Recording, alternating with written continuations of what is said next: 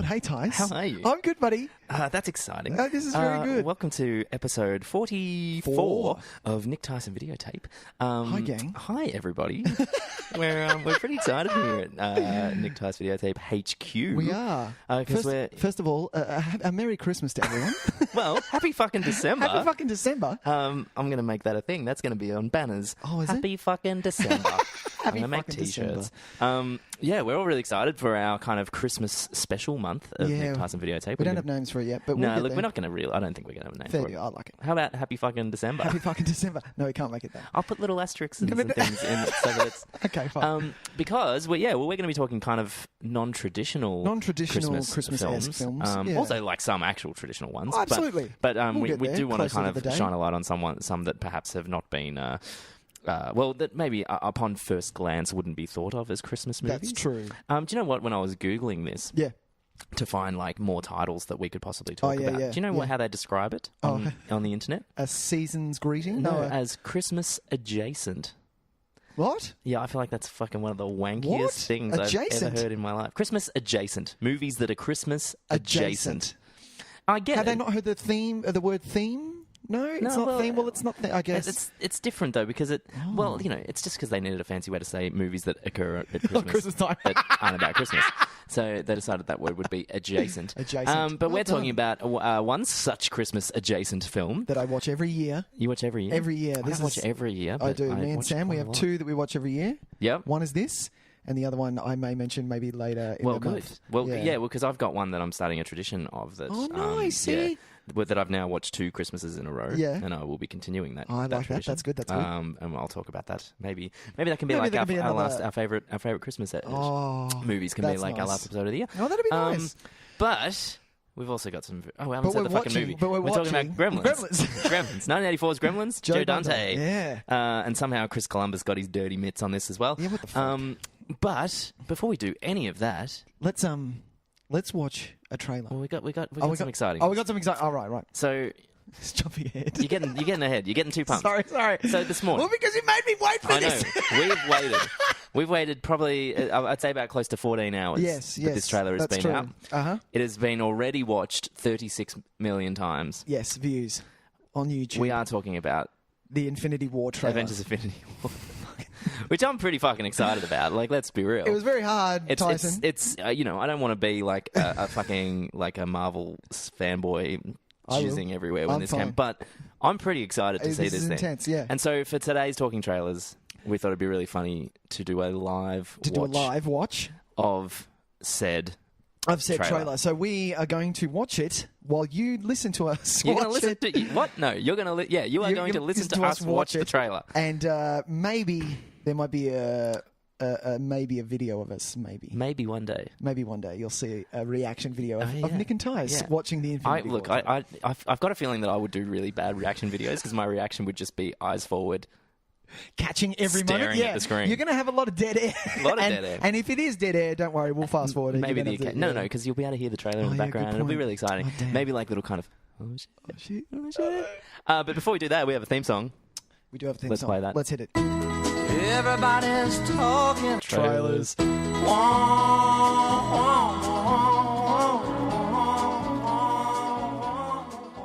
All right, here we go, team. It's happening. We've got it teed up on the television. Oh my God, here we go. This Avengers Infinity War. Live reaction. Live reaction. Nick Tys and Videotape. How is everyone? Hey, welcome. How are we going? This is us. Can you guess who's who? Yeah, you can because you can hear the voices. Fucking idiot. It's all right. It's all right. Let's do it. All right. We ready? Oh God, Let's do it. I'm not ready. I'm not ready. I'm not ready. Okay, here we go. There was an idea to bring together a group of remarkable people to see if we could become something more. Whoop. So when they needed us, we could fight the battles that they never could. Someone's blonde. Someone's blonde. Well done. Cheers. Good reaction. Thank you. Okay. I hope everyone can hear it. What is that? Don't give me that. Don't. Yeah, you're wasting time with this. Valuable time. Valuable time. You will know what it's like to lose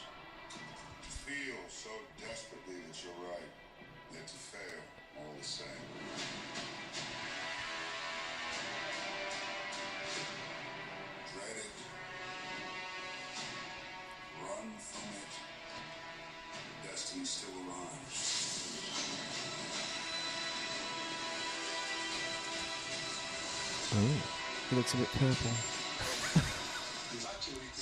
Oh, that's a nice suit.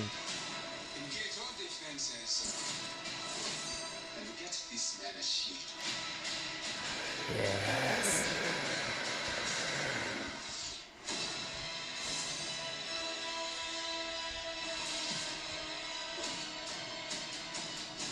Fun isn't something one considers when balancing the universe. Oh! But this Oh, shit. is a smile on my face.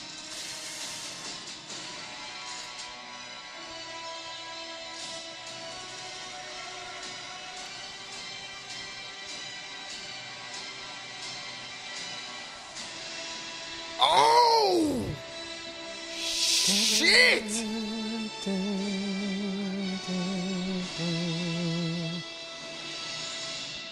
Ow! Who the hell are you guys? I don't like that his eye's gone, Tyson. Okay, well, there it was.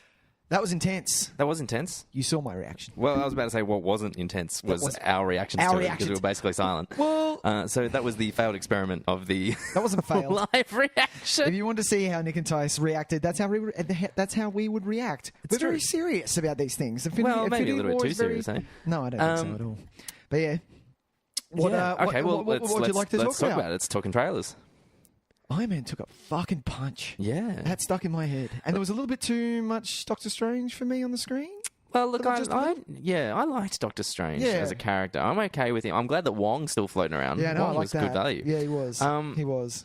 Look, the one thing that this does exceptionally well, Mm-hmm. I think is that it, and look, it might just be my own expectations because I know what I'm expecting, but Sure. it felt like the stakes were really high. Really, yeah, that's true. They Excuse me, showed excuse me. certain shots, like Yeah. the shot of Loki handing over the Tesseract, the fact that Vision was literally The bit with Vision getting his face and torn off. because Vision in Ultron and Civil War Yeah. proved just how unbelievably powerful he is. He was Exactly. like the secret weapon that was Yeah. basically just, oh yeah, If he I- lifted up Mjolnir. Yeah. Like, the fact that he can do that Yeah. on its own. he can pretty much just do anything by Yeah. thinking about it. Yeah, and he's exactly. like he's getting his fucking ass handed to Yeah. him. And this is one of those things. This is how I think when I'm watching a television show, especially when I was watching when I watch like action or sci-fi television shows. Yeah, yeah. The thing that I respect most about a really good television show in that genre is that Sorry, hang on. that's okay. Yeah. Is the momentum run to a season finale. Ooh, yeah. If when you are watching a season finale, you feel that importance of it, that's how I know it's been designed well. Yes. Yeah. Or written well. Or- They yeah. actually had a plan and Yeah, storyboarded. exactly. No, And so this is what we're going to the do. last maybe 2 or 3 episodes, suddenly you're in You're this like, oh, real what kind the- of drive toward it, and then Yes. everything feels like it's very, very important. And I don't mean that like important in a world sense. I mean important no. like that it will change Something is going the story. to... Yeah, It will the change characters the are gonna, characters. Yeah, exactly. Yeah. I know what you're saying. And I think that's what this trailer sets up really well. Is I get that feeling, man. I really get that feeling that Well, this like is shit's the going thing, to go down, and it's putting the fear that like some of these favorite characters of mine, Who's going to like die? are gonna die. Yeah, Because they need to. They've kind of been vocal about how we've done phase 1 and phase 2, and they were these characters. Yes. But we need to move on because the Marvel universe is so big. So yes, they might come back in sort of a Tony Stark kind of way and just be in a little bit, or like how Falcon was in Ant-Man for a little bit, things like that. But this is the one where, because it's the Infinity War, it's a war. Some people die in wars, and characters could be. Do you have any guesses? Guesses? That's not a good word. I don't know. You've got to That's a bad think. word. I think it's anyone that. I think. Do you know what I think? Anytime that. Sorry to interrupt. No, go. Anytime that there's a character that it's well known in the comics that more than that the mantle has been given to somebody else at some time. Yeah. I think they're the kind of ones that we could that you could look at. Shit. So you're talking like Well, Thor. Falcon and Bucky have both been a Captain America before. Yeah, exactly. So we know that Captain America. So Cap is on the. So he's Cap's on the he's chopping on there. block. He's on the chopping block. Thor is on there chopping because block. Thor has been played by a frog. That's before, true. so, Yes. And recently he's He's female. Jane Foster is Thor at the moment. Thor, Yeah. And so, there's that. Spider-Man has been Miles Morales before, and which I totally wanted. I wanted that this time. I wanted a black Spider-Man. I really fucking did. But you keep saying you haven't watched it yet, and it's waiting at home. So maybe go watch it. And what the hell, man! You can't just give away spoilers like that. No, it's not a spoiler. Just go watch it. Oh, just go watch it. Oh, I have a kid. I have no time, okay? It's bath time and then Teletubbies and then we go to bed. No, I get it. I know. But so, I don't know. We don't know if we're going to... We don't know. I mean, I feel like they wouldn't do it with Spider-Man, though, because he's fresh he's only just kind of come onto the market. And that's the reason why. Well, it would be the most... Do you think Vision is... I think Vision is up there as well. Yeah, Vision's definitely on the chopping block. And because Paul Bettany doesn't strike me as the kind of guy that is like all in. You know what I mean? What do you mean? He's been all in from the start. Iron Man 1. Yeah, but recording Jarvis isn't an all-in gig. Recording Jarvis is like a 2-day gig. Jarvis is... No, it's not. That's at least a week gig. Jarvis is one of my favourite characters up there. And not that this has got anything... I just don't like that he's been replaced with Friday. I don't like Friday. Oh, yeah. I don't like her. Sorry. I don't know if people like her, but yeah, I didn't. Every time she popped up in Age of Ultron, I was like, I'd rather piss off. Yeah, who... Is she in? Can you spoil that for me? Is she in? Does Iron Man have Friday in Spider-Man? Yeah. Homecoming? He does. Because I think she... Yeah. She is there. And she's good. There's some really funny bits that come from her. All right.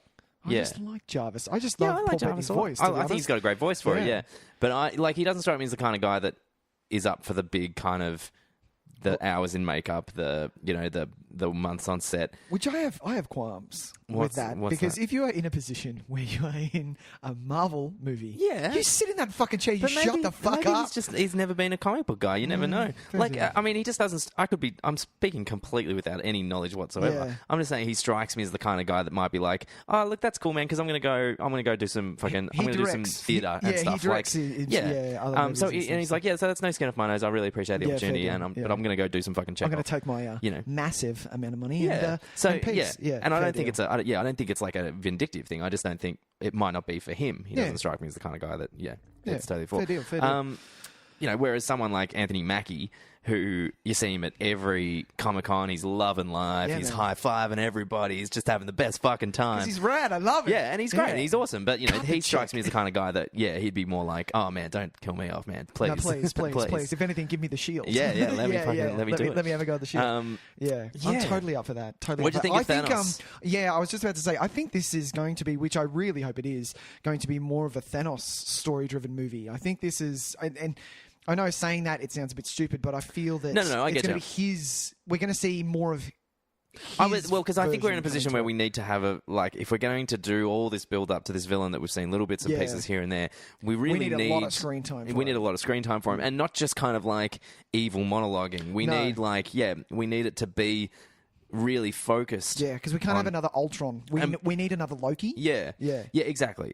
And even Loki's screen time was pretty limited. He just that was just kind of a bit kind of lucky all round. I think it was cast really well. It would just happen to be written really well, and it made the right impact.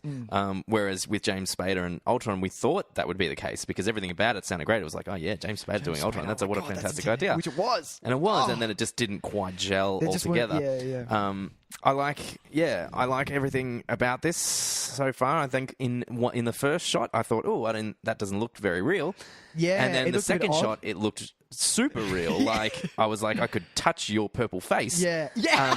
And it felt really tangible. Like, that's So hopefully it's more of the latter, and maybe that first reveal was just a little kind of. I hope so. And like, it's funny. I preferred him in the shot where he had the armor. Like, I know that we've looked up something and he doesn't really need the armor because he's got the Infinity Stones. But I like the armor. I like that it's and I like this is what they've done more with the Hulk as well now. I like that it looks clearly like James Brolin. Yeah. Like it doesn't. Yeah. The Hulk. It's not just his voice, and the way Hulk now looks like Mark Ruffalo. Yeah. Like it's not just his voice; it looks like him. Yeah. Like 100%. And I'm like, it looks like. Which also makes me think, why didn't they just fucking do it with makeup? And then. just make him bigger in post. No. Make that, like, I mean, fucking Lord of the Rings was 12 years ago. Yeah, that's true. Or, no, 17 years ago. We made hobbits look small. Surely we could have made James Brolin in purple face makeup look bigger. massive. Yeah. Anyway. They've got the money to do it. They do have the money to do it, but it's kind of like you look at it and you're like, yeah, that first shot's great. I hope it's not like, for instance, the example. But having said that, at the cinemas, it's always a little bit different. The time between the trailer to the actual film, they always do more tweaking and stuff like that. I remember seeing the first, the first shots of some Justice League stuff, which we'll talk about a bit later, which, in the cinema did look a lot better. Stuff like that. I was going to say, because I was going to bring up someone's mustache that's been all over the well, mate, don't you fucking wait. We'll get to that. But yeah, overall, I'm pretty stoked with that. I'm pumped. I could definitely watch it again. I need to watch it again. I want to watch it again. This trailer is a bit of a middle finger to a. Look, no one else is going to care, so I don't need to. I don't need to choose my words carefully. There was a video that floated around about 18 months ago, maybe even less, about 12 months ago, which was basically a fuck you to the music of the Marvel Cinematic Universe. You might have seen it. I saw that. And it was a big it was one of those YouTube essays about how there's no lasting impact to any of the music that's in the Avengers movies and the Marvel Cinematic Universe. Blah blah blah blah blah blah blah. And I got really kind of, because I work in the music industry, and I had a lot of people share that I know who were like a lot of musicians who were like who were on side. And I kind of got a bit backed up about that because I was like, hey, that's not really fair, man. This video is coming out comparing a theme, like saying that, because it's not as iconic as the Imperial March, which we've been hearing for 30 years, and like that something's wrong with the music. And I was like, we're talking about, like, that's Alan Silvestri, man. That's the guy that wrote Back to the Future. Dude. You don't fuck with him. He knows his way around a theme. Dude. And yeah, look, I'm sure people on the street might not yet be able to hum that tune, but they're getting close, man. You play two horns of that, and I know exactly what it is. And that's the thing. That, as soon as that theme started... I'm in there. Like, it got into me, yeah? Hairs on the back of my neck, that's man. It. Hairs on the back of my neck. It absolutely did it. And yeah, look, I know that the music industry, the film writing industry is not what it used to be, and I know that there's a big problem with temp tracks and people just scoring movies to sound like the temp tracks and doing all that kind of stuff. That is a big problem. But the core kind of theory of that video essay was that it's an inherent kind of emptiness that exists in this Marvel Cinematic Universe. Wow. And I got really kind of like, no. Sorry. You can't do that. And like, you listen to the Captain America fucking I was going to say, man. that was the first thing I was going to bring up. That is some of the greatest score. The end of Civil War, that fight between Bucky, Iron Man, and Cap, you play that score, and you are begging for them not to fucking fight. Yeah, like, some of them aren't great. Some of them, I get it, aren't great. You've got, what's his name, Brian Tyler, who is the go-to guy for every fucking thing at the moment. And his stuff is pretty generic. That's fine. Sure. But, so is basically every other piece of music that was in Rogue One, except for the bits that you recognized from, from John Williams. From the John Williams stuff. So, anyway. Now that I've got that off my chest. You feel better. I do feel better. No, that's okay. But when the main theme kicks into that, oh my God. It's beautiful. Killer. Intense. Yeah.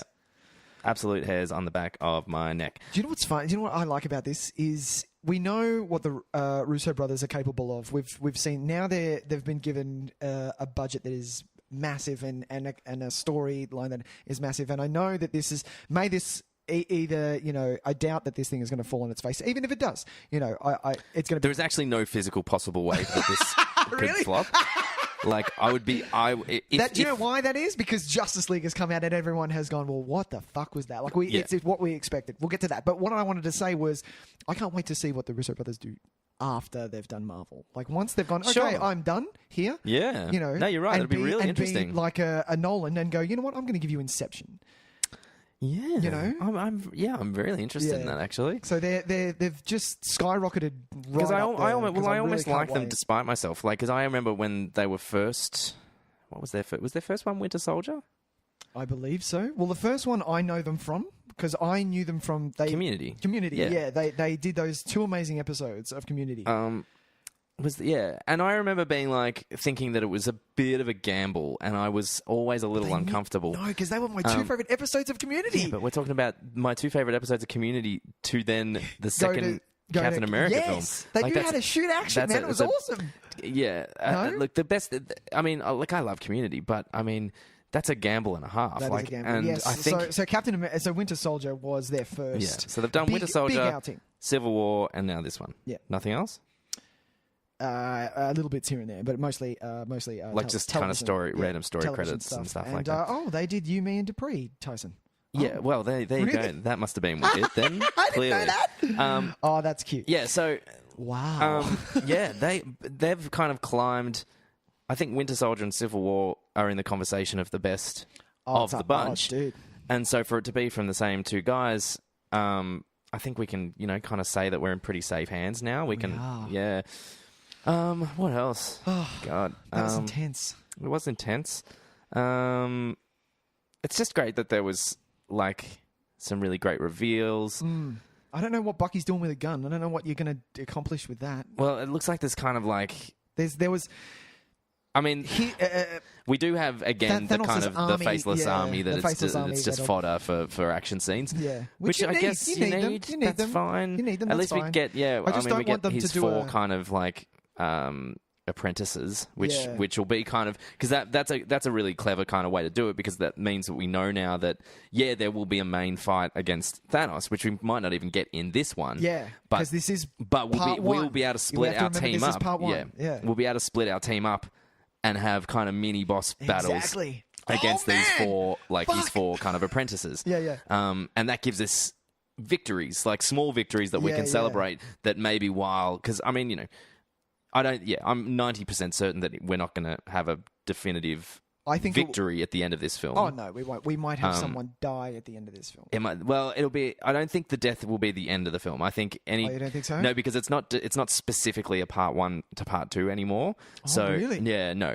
There is still an Avengers 4 coming. Oh. But they've no longer specifically said it's part 1 and part 2. So I don't think you can end it on a cliffhanger because that to me denotes that they would have left it the other way. Yeah, fair deal. So there needs to be some kind of small satisfactory victory, even if it's you won the battle but the war is still raging kind of thing. Absolutely. Or you lost the battle but the war continues. Either or. Yeah. Small victories. Totally. Yeah.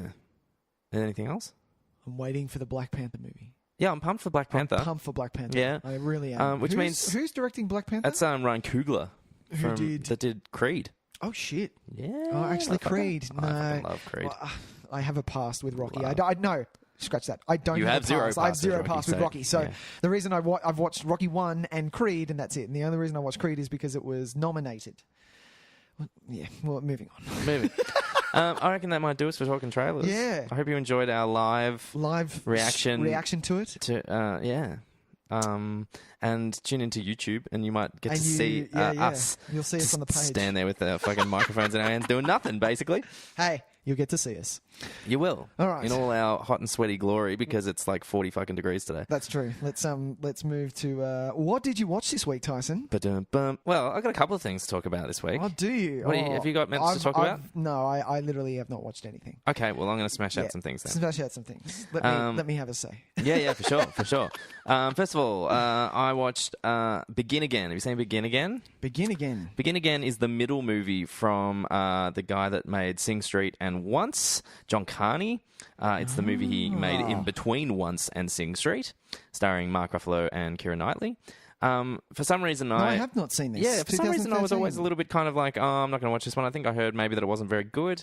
And it blew you away. I fucking loved it. Yeah, absolutely it's loved by it. your favourite director. He's not my favourite director, but like Sing Street was my favourite film last year. Once is one of my favourite movies of all time. I don't know why I was kind of resistant to this film. Yeah, it's interesting because I fucking loved every second of it. Right, I don't think it's as complex in its relationships as Once was. Okay. And I don't think it is music based. Yeah, okay. And I don't think the music parts of it are as effective as they are in Sing Street. But Mark Ruffalo and Keira Knightley are wonderful together. They've got this really kind of excellent chemistry and not at all romantic, which is really kind of cool. Refreshing. Is Mark Ruffalo's kind of pulling the most of the weight there, though, isn't he? Well, I like Keira Knightley, so I'm okay to admit that You're on an I think island by yourself there, fella. I think she does some Name pretty one, hard Tyson. work. Name what? Good. Amazing, top-notch performance. Not film. Atonement. Oh, I haven't seen it. Okay, She's pretty incredible in Atonement. All right, fine. I'll watch Atonement. The one thing like that she frustrates me is she does this thing with her nose where she goes like this all the time. She pouts. It's like Someone's flared told her nose. along her career. Someone said, "Oh, you look really good when you do that," so she keeps doing it. Maybe. No, I kind of rate her. I think in Intimidation Game she was probably one of the better things about that movie. Yeah, and so beginning again, it's just a story of Mark Ruffalo's like a aging record producer who gets sacked because he's not willing to kind of adapt to the new times of the new music industry. Like it's just not what it was all anymore. Produced and everything. Yeah, well, it's overly produced. Everything's about social media, getting in a film, doing all this kind of stuff. Did you win The Voice? We don't want. Yeah, exactly. And so he's kind of a bit old school. And so the record label that he founded, kind of booed him to the street. Oh, okay. And then while on a drunken bender, basically, to drown his sorrows, he stumbles across Keira Knightley playing a song in a pub. Nice. And a beautiful, really beautiful scene happens where he imagines the accompaniment to her song. Yeah. And it was stunning, and it caught me off guard, and I got really kind of emotional about it. I was like, "Holy shit, this is I'm loving this, like loving it, sick." I love it. And basically, from there, it becomes kind of him and her working together to make like a pure piece of music. Ooh. Because she's kind of jaded because her ex-partner has now become like the newest YouTube sensation of music. And they used to write songs together, and he's taken those songs and turned them into like trash pop kind of like sound like kind of like what happened to Coldplay, really. I think is the best way to describe it. And so it becomes this quest for them to make this pure album. And the way that they decide to do it is that they're going to record it on the street. And they're going to use all the live sounds that whatever just happens to invade the album sound-wise will be part of the album. And they're recording it all live, and just wherever they can without permits, they have to record bits and then run away because the cops chase them and all this kind of stuff. Nice. And it becomes this beautiful kind of relationship of two people that were had gotten really jaded by the music industry, trying to find their love for it again. And it takes... And there's no romantic line through it. That's good. There's this beautiful acknowledgement of how important they've been to each other, but it's never romantic. And it's really great the way they played it, because a worse movie would have made it romantic. Totally would have, no. But the way that they look at each other, and you can see how much they mean to each other, but never in a like, I want to fuck you way, like in a you are so important to me. You get it, You know what's going on. Yeah. And it was just beautiful. That's absolutely beautiful, and I loved it. So I can't recommend it enough. Is Adam Levine in this thing? Adam Levine is her boyfriend. Is the boyfriend? Oh, that's fitting. And he's probably the worst thing in it, unfortunately. He struggles. He struggles. Yeah. Well, he's a singer. He's not an actor. Look, and it's fair deal. He does the tunes pretty well. He gives it a shot. And he gives it a shot. And he delivers a very natural performance. It's just very understated, and he doesn't glitter it up or crossroads it up. He does the opposite. I think he's probably just there's nothing there. Oh, wow. It's so just like one note. That it's overly naturalistic that it just doesn't register at all, almost. Yeah. So, but that's neither here nor there. But I definitely recommend it. Get on it, especially, if you were in any way like me and kind of skipped it because it was the more commercial of John Carney's films. Sure. Because once it's super independent, then this wasn't particularly successful, so we had to go and make Sing Street back in Ireland. It's independent again. It's 80s movie. This was the one where he had a bit more money behind him. He got the big stars, and it wasn't super successful. Right. And so I think that might have been part of my resistance to it, because it felt like it was more like a bit of a cash in, but it doesn't feel like that at all when you watch it. It's definitely on par with the other two. I'll watch Sing Street again. It made me. Well, that's it. It made me want to watch Sing Street again. I listened to the Sing Street soundtrack pretty much because like the music in this is slightly disappointing. It's nowhere near as catchy as the Sing Street stuff. Sing Street, it gets a play at least once a month. Such a good fucking soundtrack. The next thing I want to talk about is something we talked about in Talking Trailers that I got to watch. I got to watch Jim and Andy. You got to watch? Nice. It's on Netflix. Excellent. Yeah.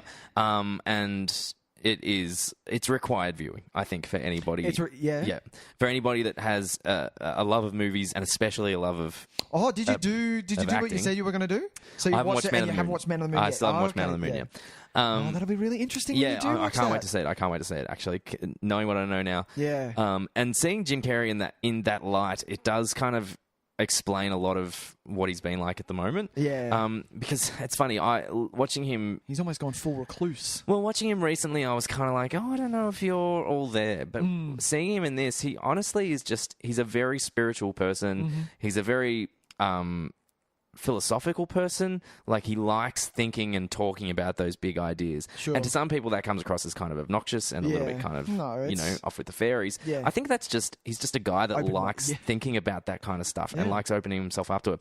Because, I mean, there are times in this where I thought it was going to be not cringeworthy, but you'd be watching it and see a man that is no longer fully on this earth, but you don't get that vibe at all. He seems really grounded. He's just happy to explore those really strange ideas. And they ask him some pretty tough questions, like about what he was doing and his behavior. And he's really quite upfront about them. Method. He went full method. And there's stories about people saying, that they did the movie because they were friends with Andy, right? And then they come in and Jim's doing this thing. And they're getting their friend. Well, some of that. They see their friend. Some of that, but also some people were getting really kind of defensive about it because they were like, "You're not him. You don't know him.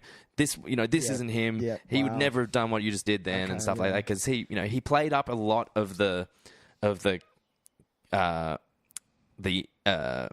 eccentricities of Andy more than the actual person of Andy, and so he'd be happy to kind of play the persona in situations where maybe he wouldn't have played where maybe Andy wouldn't have played the persona. Yeah, fair deal. Anyway, so did you get a sense of, because I remember when I saw the trailer and what I spoke about in Talking Trailers was, if someone does, I guess you kind of spoke about it before, but if someone does kind of walk the line of genius, are they I don't know what I'm trying to say. Do they kind of, there's kind of an arrogance or it didn't just actually, an off-world? Yeah, it actually never really came across like that. Okay, good. Because that's what I don't want. I don't want to watch this and then hate Jim Carrey. No, I actually, it was nothing like that at all. Good. It was actually really, it was really nice because he's happy to acknowledge that he went all the way. Yep. And he's fully aware and he's like, it happened. Yeah. And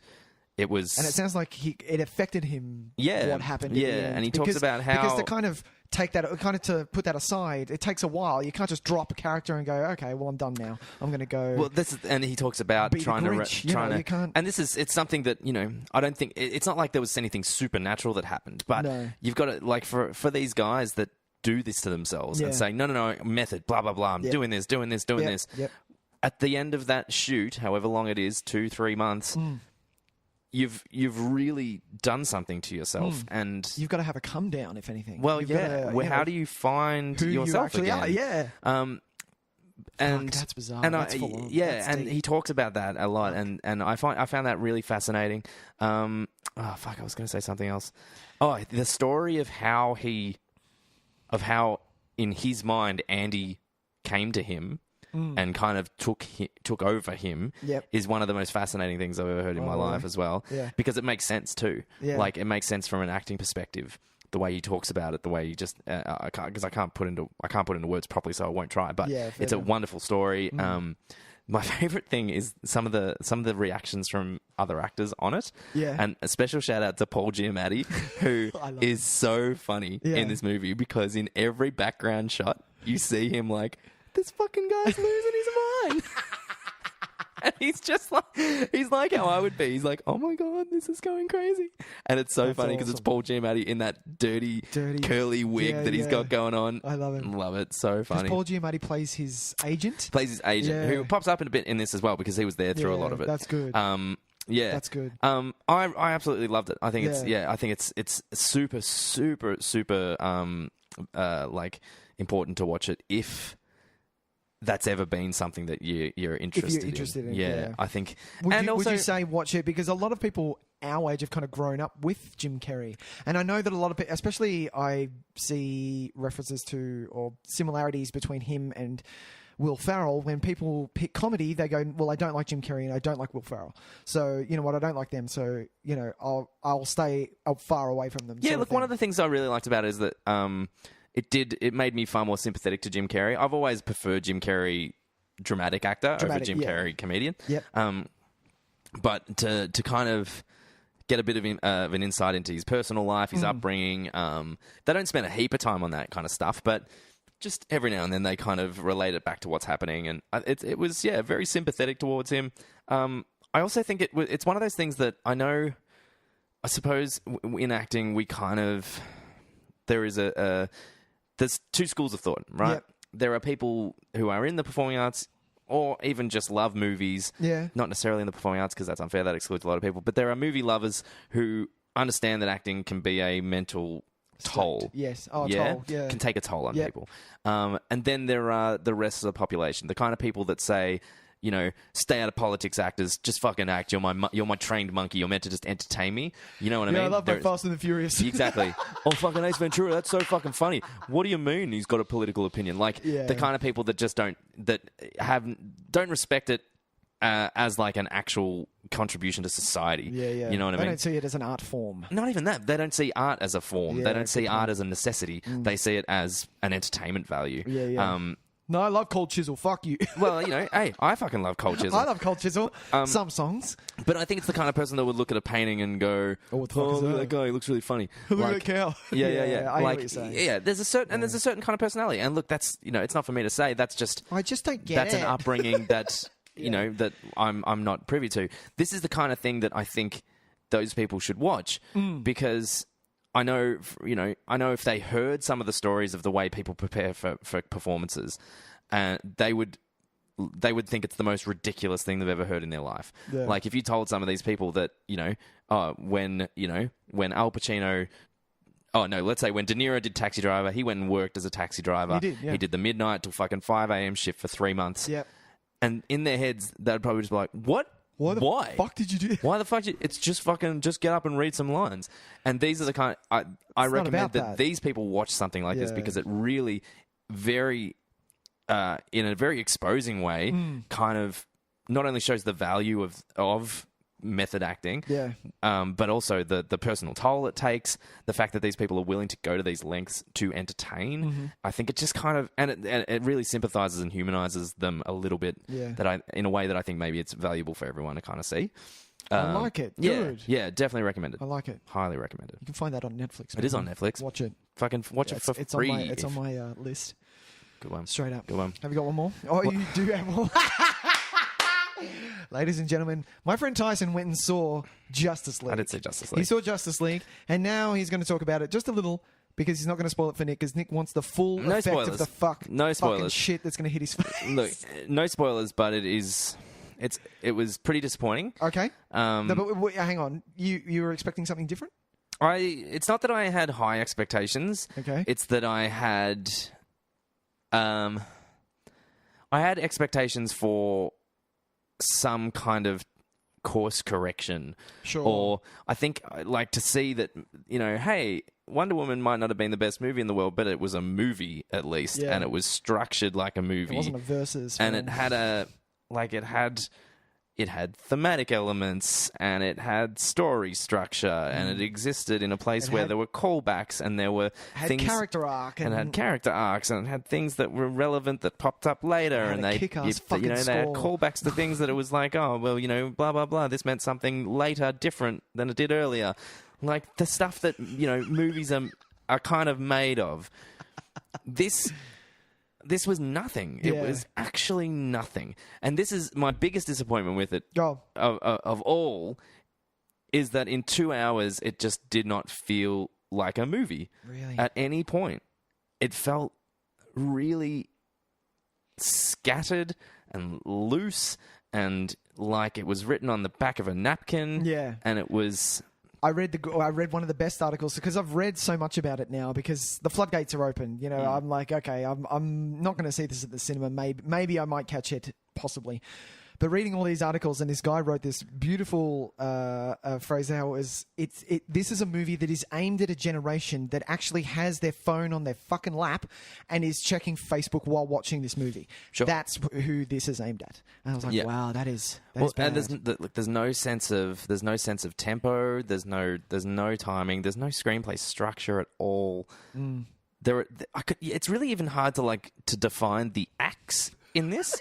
Yeah. Like it's just so Can you tell Zach convolutedly and but Joss apart? simple. You can, yes, can? because there are attempts. Right. There are attempts that seem to have been rushed, though, Uh-huh. and so every now and then there'll be like a little moment where it's like, oh, that's like a bonding moment, but it never gets paid off. It never gets referenced again. It never gets any kind of like acknowledgement. through, yeah. It just kind of happens and then it's done. I would say there are a few moments here and there that are kind of are worthwhile and worth sticking around. Sure. Calling back to later, maybe. Mm-hmm. But yeah, generally, How is the CG? sometimes. So the mustache CG is appalling.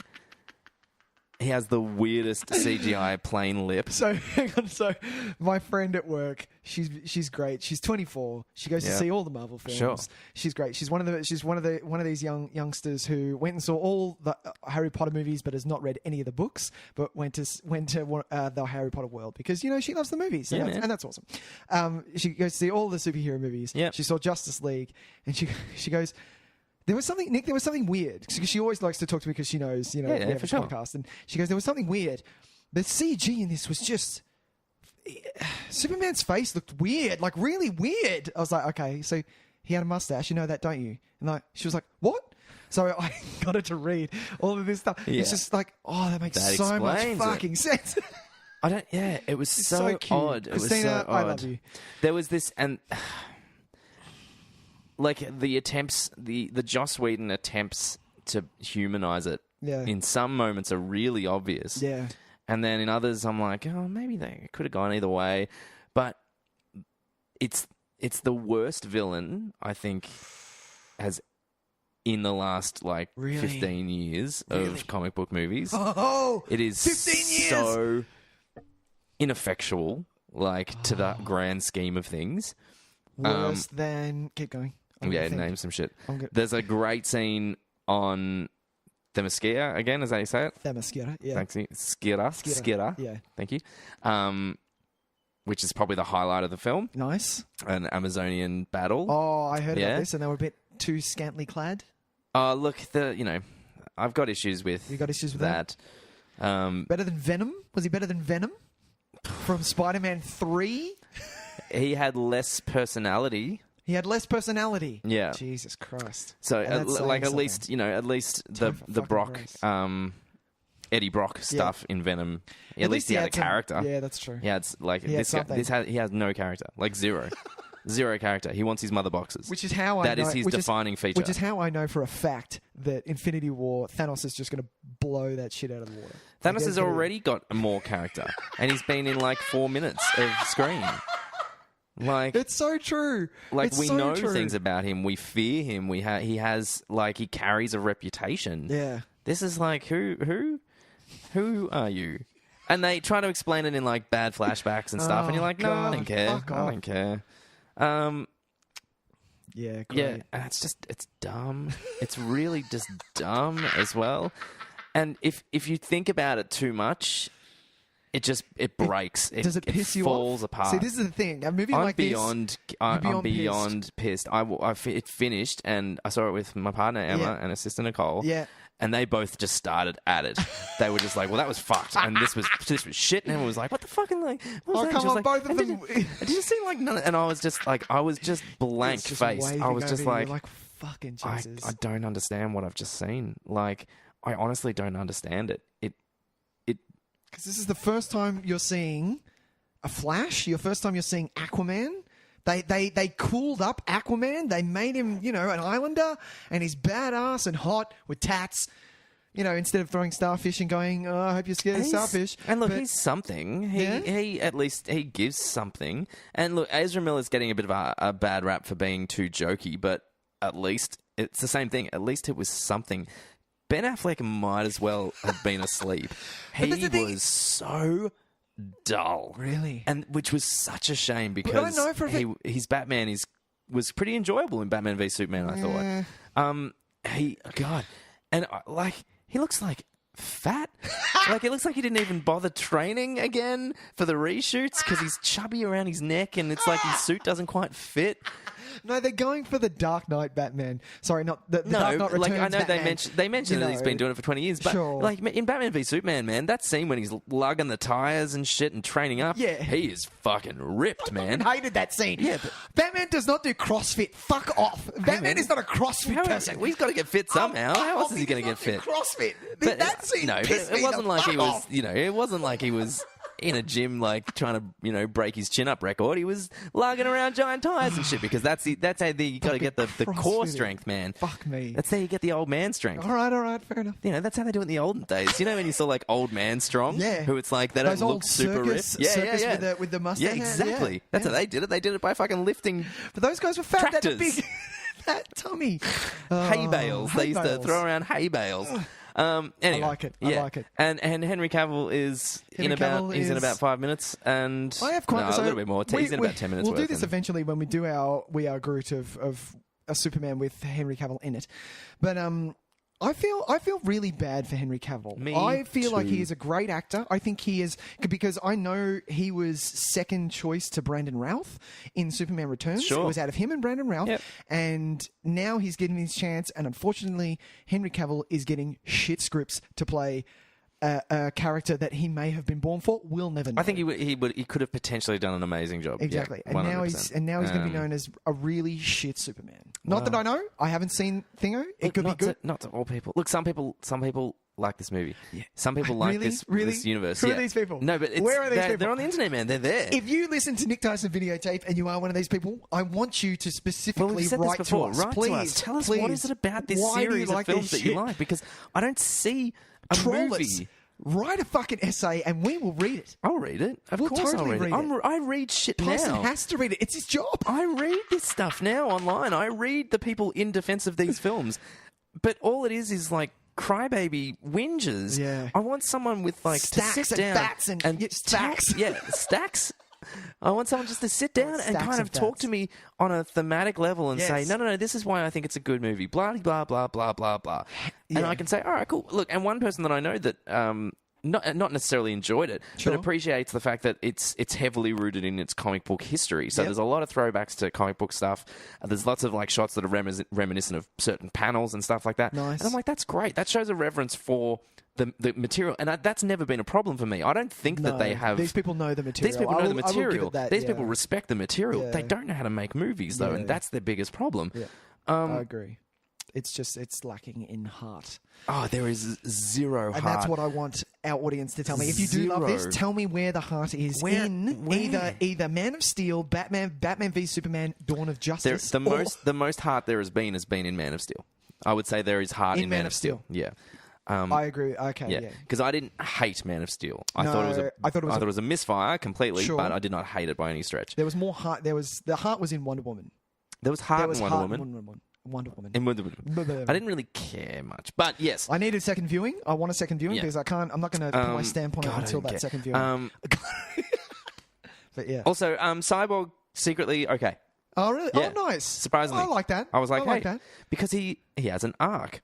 If you can Oh, believe it. there you go. If you can believe it. Well, they better Somebody have. has an no arc one knows. in this the film. general public doesn't know who Cyborg is.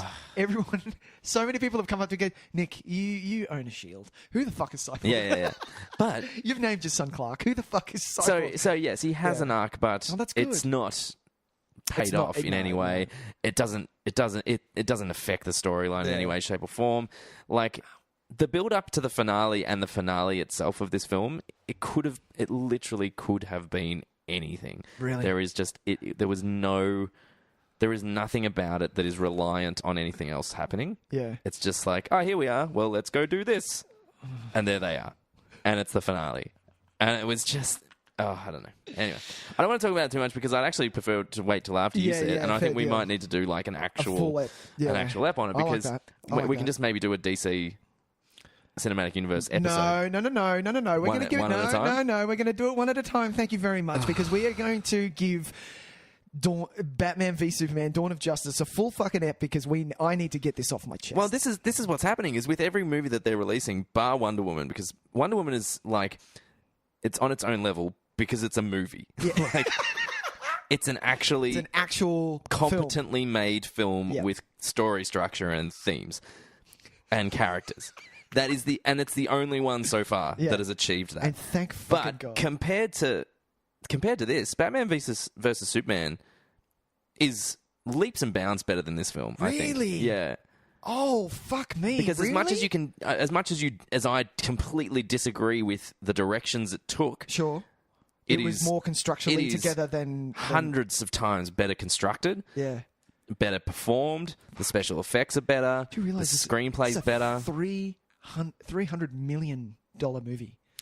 This is huge. It does not look anything like it. Where the fuck? Anything like it.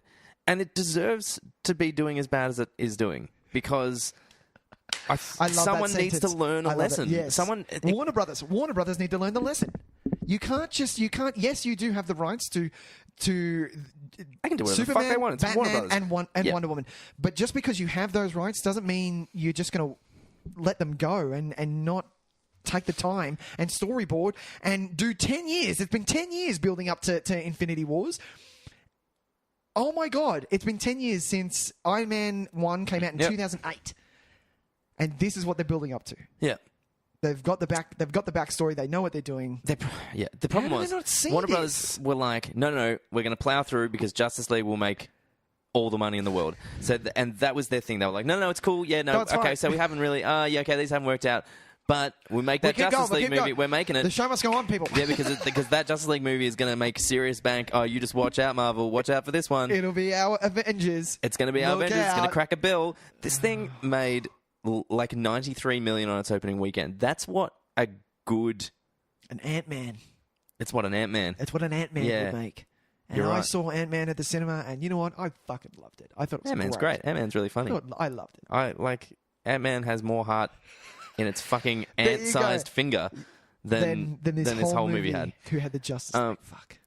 Can I ask a question? Oh, just a little spoiler. Sure. Can you tell me, because I don't really give a fuck. Yeah, sure. Are there hints to a few other Leaguers? Justice Leaguers? So there's a flashback to the first battle against Steppenwolf. Oh, yeah. Where he was, I don't know, banished or something, and so they got the mother boxes off him, and Lord of the Rings style, they were given to different clans to look after. I swear to God, there was a bit where it was like, and the world of man took a box, and I was like, holy shit. And the world of elves. Yeah. So the Amazonians get a box. Yep. The men get a box. Yep. And the Atlanteans get a box. Yeah, but in the battle, there are lanterns. Yeah. Oh, there's lanterns. So you see lanterns in the battle. And there's a moment where one of the lanterns dies and a ring flies off its finger. Oh, snappage. Steppenwolf goes to get it, but the ring flies away. Hey, and it's like, ooh, I wonder who you went to.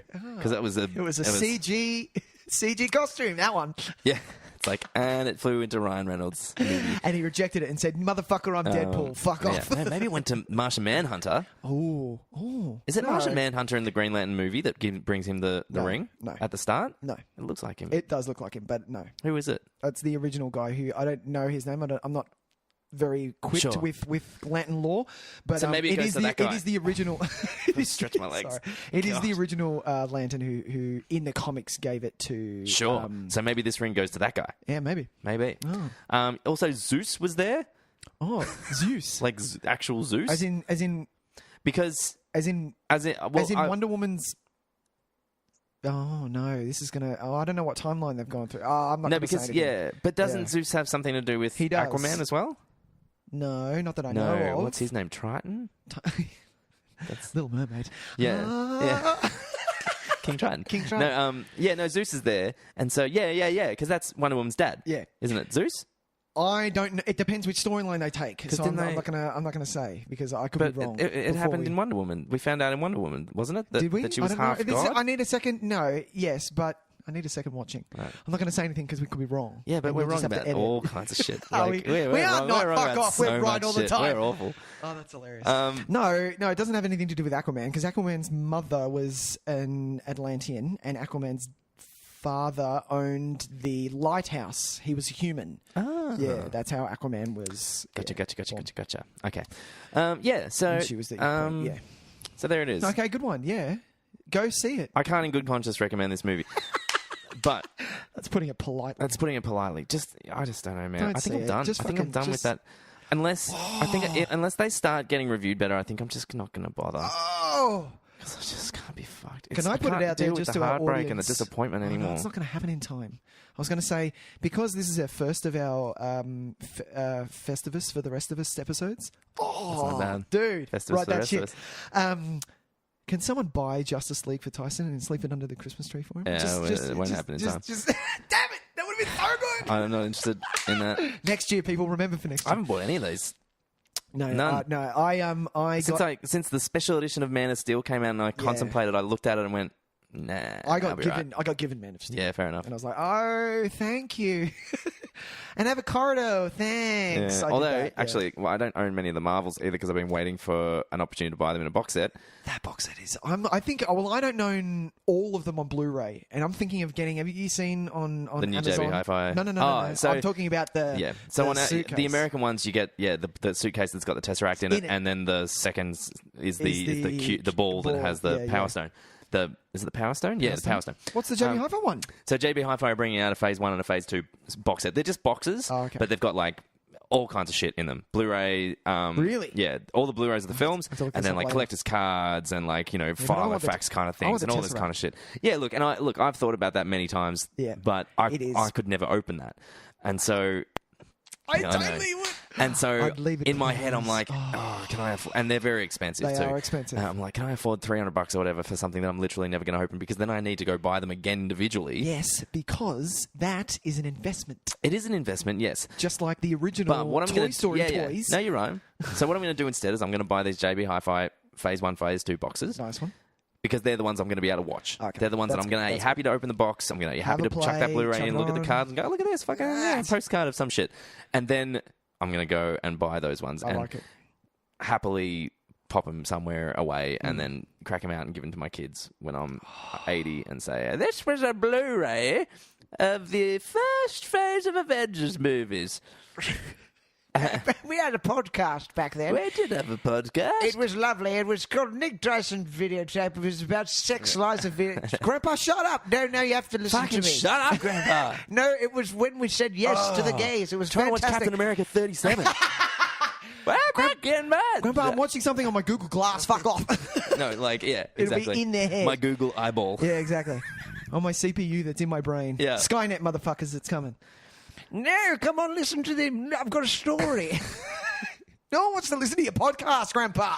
I've still got some copies of them here on my iTunes. Clark comes in and goes, listen to your pop. God damn it. God, exactly. he's just trying, all right? He's trying to connect with you He's fuckers. trying to connect with you. Would you just stop, unplug for fucking 2 seconds, will you? Oh, God. All right, let's move on. All right. Merry Christmas, everybody. Merry Christmas, everybody. Merry It's time for Christmas, our feature everyone. presentation. We're going to do Gremlins. Let's talk Gremlins.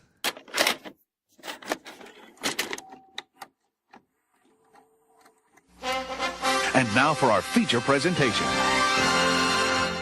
Okay, let's get this out of the way.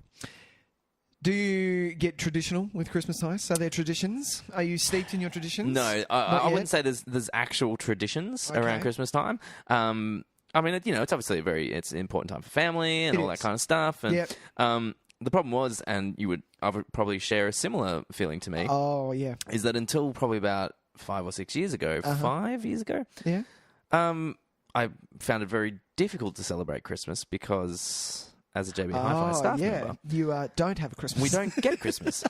We get the day off. You get the day Christmas off, yes, but which then you're up fuck you because you've done a 12-hour day the day before, and you're about to do a 12-hour day the day after. And you've set up for Boxing Day and so, sales. thanks a bunch, JB Hi-Fi, for giving us Christmas Day off, which you wouldn't if they let you open. It's just that the government doesn't let you. Exactly. So thanks for Thank you for the caring and really kind of wonderful atmosphere you gave us.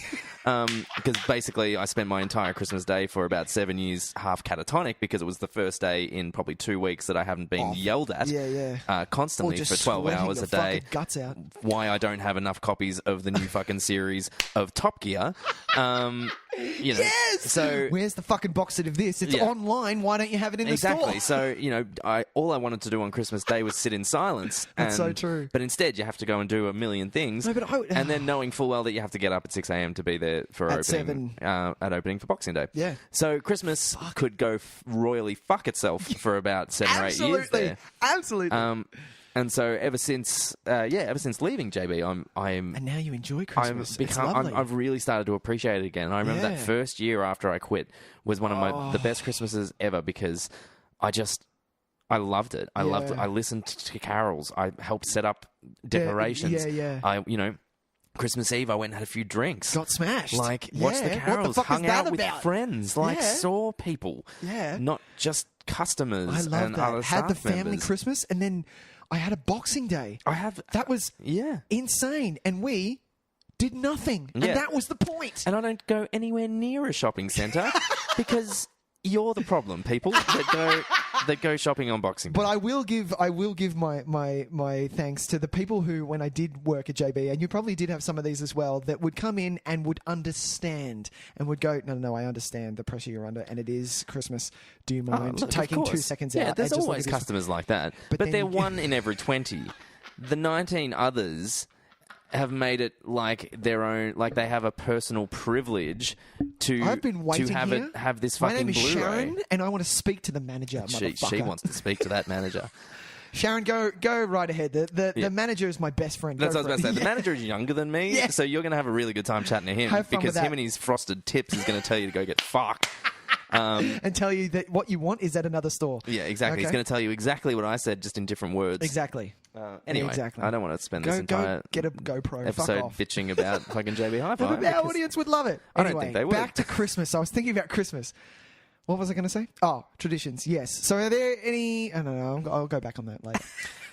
So, well, as it comes to Christmas movies, though, I do prefer... Yes. Tradition? No, non-traditional Christmas movies. Oh, really? Yeah, like there are a couple that I watch. Like I'm glad that Elf exists because that's the kind of like movie that I can watch around Christmas and it helps me get into the Christmas spirit. I like Elf because it's not traditional Christmas. It kind of sneaks up on you because it's kind of a secret Christmas. Yes, it is about elves because and it starts off as like almost a satire of traditional Christmas movies, and then you're kind of laughing along like ha ha ha, yeah, I'm taking the piss out of Christmas, and then at the 45 end, minutes into it, you're like, oh no, it's an actual Christmas movie. It has all the heart in the When world. Zooey is singing, you're like, yes, the true meaning of Christmas has been discovered. Exactly. And look, I think I was just perfectly at the wrong age to appreciate the Santa stretch Claus. Out your legs, you dickhead. I've got to just stretch out this one leg for a second. I think I was just the wrong age for the Santa Claus. I think I was just a little bit too old for it. The Santa Claus? As in, like, yes, Tim Allen's the Santa Claus. Okay, yeah. I think I was just a little bit too old to get into that because that's not my Christmas movie at all. And I know that for a lot of people, that's a go-to Christmas movie. I need to watch that again because I feel like that kind of ruins Santa a bit, or is that just Santa me? dies, doesn't it? Santa... Whoa, fucking spoiler alert! Santa falls off a roof and dies, doesn't he? Spoiler alert! What's going on? No, I'm kidding. The only other really, like, legit Christmas movie that I think I used to watch on a yearly basis as a kid would have been National Lampoon's Christmas Vacation. Can we do that? I think we should. I think we should do that because I always come in at the wrong time. I either come at the very end or I'm about to do something and it's just started. Yeah, that's one of those movies that I always used to watch with Mum and Dad and then remember that very early in the movie there's a naked lady. And so I'd be like, yeah, National Lampoons! And then there'd be that awkward moment with Mum and Dad while someone's topless and you're like, and moving on. Oh, dear. My traditional Christmas movie, so Sam and I, we love, which I know that is a little controversial for you, Tyson, is Love Actually. Yeah, I don't like Love Actually very much, but that's okay. I think we're going to have to do that. But yeah, Love Actually I just don't want to be the fucking Grinch that hangs shit on that movie because everyone loves it. And it's like... But that's okay, but this is the thing, Tyson. This is why we want to hear why you don't like it. Yeah, I don't know. Don't get me wrong. There are parts in it that I don't fucking like either. Yeah, Keira Knightley can go fuck herself. But which one's she? Which story is she in? Oh, she's the Rick and Rick Grimes writes the things. Chiwetel Ejiofor. Yeah. I actually like that. Had it not been for her, anyway. I think I like the Hugh Grant storyline a lot. I think it's kind of funny. But other than that, I like Laura Linney a lot just because I like Laura Linney. So many. We're gonna get to that later. Okay. But yeah. So Love Actually and Gremlins. Cool. We watch Gremlins because Gremlins is a. I like it because. and this is going to start our talk, which we'll finally fucking get to. Yeah, God, this is the longest pre-actual Which I movie. love. Good. Yeah, It's fine. I might have to chuck something else yeah. in the title, so that people are like, "What do you mean Gremlins? You haven't talked shit about Gremlins," and I've been sitting here for an hour. Come on. No, the reason that me and my wife love this is because, yes, it is a Christmas movie, but it's a Christmas movie that's slightly scary. It's slightly scary. It's not. I wouldn't. So this is a beautiful 1984, quintessential 1984 PG. This was rated PG back in the day. If you were to rate this now, this is an M. Well, it was one of the first films it was kind of one of the films that made the Office of M17? Classification invent PG-13. Oh, really? Yeah, this and I think like what was the Indiana Jones? Was it Temple of Doom? Temple of Doom. Around this year? Yeah, pulling out the hearts. Yeah. That they were kind of like, oh, okay. Yeah. Fucking. How good is that shit? And see, that is 80s. That can't be PG. Yes, it can. He rips his fucking heart out. Oh, shit. So you can see why they would have kind of had that reaction to it, because it really is at its heart very. Like, are you talking about Gremlins? You're talking about indie? No, Gremlins. Like, it really wants to kind of disturb. Yeah. It really does want to kind of put you off your footing. And it's designed very specifically to do so, because it takes what is essentially, and I don't think they hide the fact that this is their inspiration, but because they play footage from it. But they take that setup, the "It's a Wonderful Life" setup. Yes. The town is like the perfect Christmas town. Beautiful There's town. snow everywhere. There's decorations. Look at all the people in the townsfolk, and they're, "Oh, good morning, Jim." Good morning, Jim. Merry Christmas, and have it just fucking overrun by these little monsters. But not only that, you have the "Good morning, Mrs. Deagle." What's fucking good about it? And you're like, whoa, yeah, okay. and see, that's it. And yeah, Deagle. I love it. Deagle is like straight out of. I love her. You love to hate there. Yeah, look, she's great. It can't be PG because Mrs. Pelter gets fucking attacked in her lounge room, and that is full on. That is really full on when you watch that. Oh well, it's. Yeah, scared. See, I'm never scared watching Gremlins. I get it. I think because this year I watched it by myself. Sam was too tired, had to go to bed, and I had to watch it by myself. Look, and I'll be honest, man. I actually really struggled this time to get not to get through it because I was like, oh, I'm hating it. I think it's one of those movies now that I think it's not that I haven't seen it a huge amount of times. Oh, okay. But I think I need to be in a pretty specific mood to watch it. Yeah. And because it was like it was too fucking hot. We had to. It's so hot. It was way and it was too like fucking I have to watch it because we got to talk about it. Yeah. I think I found myself kind of switching on and off a little bit during it this time. Fair deal. Which was a bit disappointing because it's probably been 2 or 3 years since I've watched it. And I was really looking forward to watching it again. Yeah, I think last week I was really looking forward to it. And then as the days went by and I've been super busy and it was like I knew that I had this night and that's when I was going to watch it. Right, yeah. And so when I sat down and watched it, I was like, I'm really not in the fucking mood for this. And it's funny because I think it's one of those movies that I think it plays really well with a crowd that want to watch it. I think if you're up for it. If you were feeling kind of like you wanted to rip it apart, you could rip this apart. You could, but so easily. I think this film. is I think the good. I think a lot of the younger goodwill generation will rip this apart. Yeah, well, maybe. I don't know. I think some kids might appreciate its kind of bitter streak.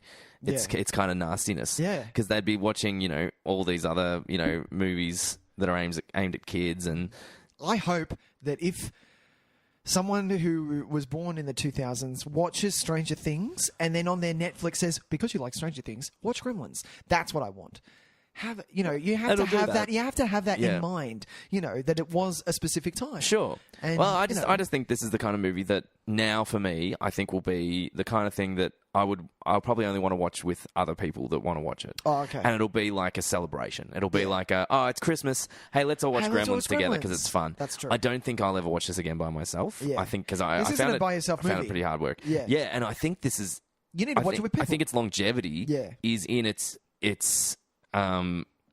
atmosphere, shared atmosphere.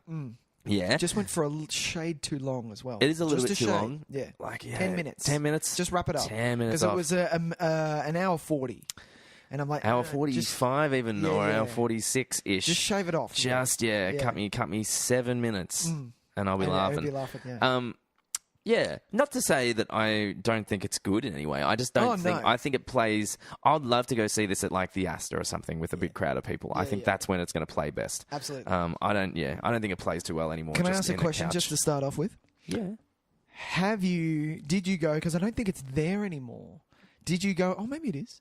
Did you go to Warner Brothers Movie World and go on the Gremlins ride where it's like a roller coaster, right? And everything's all happy and fun. Yeah, and they're yeah. like, look at this, look at this, look at this. And then all of a sudden the Gremlins kind of attack the ride and take over Sure, and scare the fuck out of you. I That have was been fun. to Movie World. You have been to Movie World? Yeah, and I've done some, but I didn't, You didn't do that. No, Oh. it might not have been there when I went. Yeah, I the think it's times I've gone been. now. Well, this I'll was probably I haven't go. been for years and Oh, years really? and years. So Maybe it is new. I don't know. I've been twice, and the second time that I went, Tyson, the main attraction was the fucking Superman ride and this big sign out the front. I love how we keep getting off the Gremlins stuff. Yeah. The big sign out the front, Tyson, said, during the date of so-and-so to so-and-so, the Superman ride, 1 week, in a year, it will be shut off for maintenance. Guess what week Nick no. fucking went to the fucking... God damn it, suck it. Fucking... I said, well, I couldn't go on that thing anyway. Like, What? No, I oh, you can't. don't like rides, Tys? I'm pretty funny with rides, yeah. Oh, I love it. Bring on rides. I just need Clark to grow up fast so I can fucking go on some rides Start with doing him. some. Because I am start getting doing some theme parks. fucking old. Yeah, I'm But too yeah. old for that shit. And the I'll other have a heart thing attack. I love, which I don't think a lot of movies do now, is Yes. the rules. The rules with... This is why I love this movie. That there are rules with Mogwais. You know? I love them. And I love... There is something scary... Oh, look at him. He I just think I'm got his better now. position. I think I found it. I'm good. This is good like this. There is something scary about not allowing something to feed after midnight. I think that fucking scares me. That's a great. something to do with It's a great midnight. rule. Yeah. I mean, like the rules themselves. It's so great because they're the kind of. They're those things that don't stand up to scrutiny. Like Yeah. You know. Sunlight and water are very fucking common.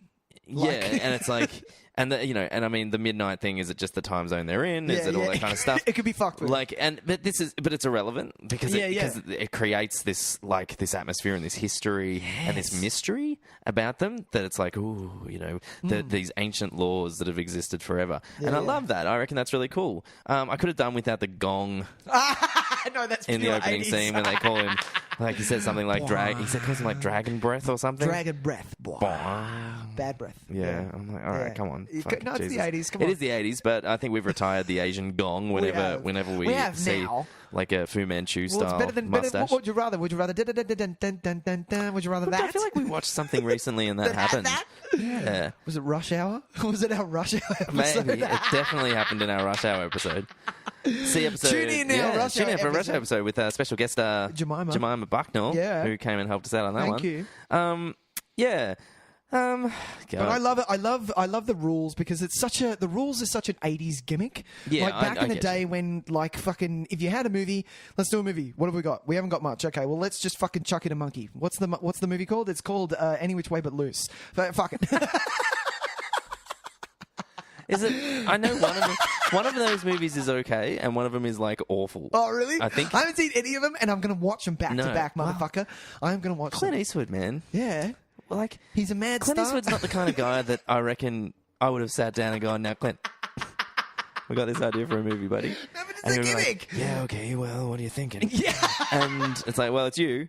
All right. Do I have Yeah, guns? okay, Do I no, have guns in no, this? I like You that. don't have many guns. So there's not Clint. really many guns. We're going to get you to kind of, it might be a comedy. Really? Oh, okay, no, I can I be don't funny, laugh can- very much.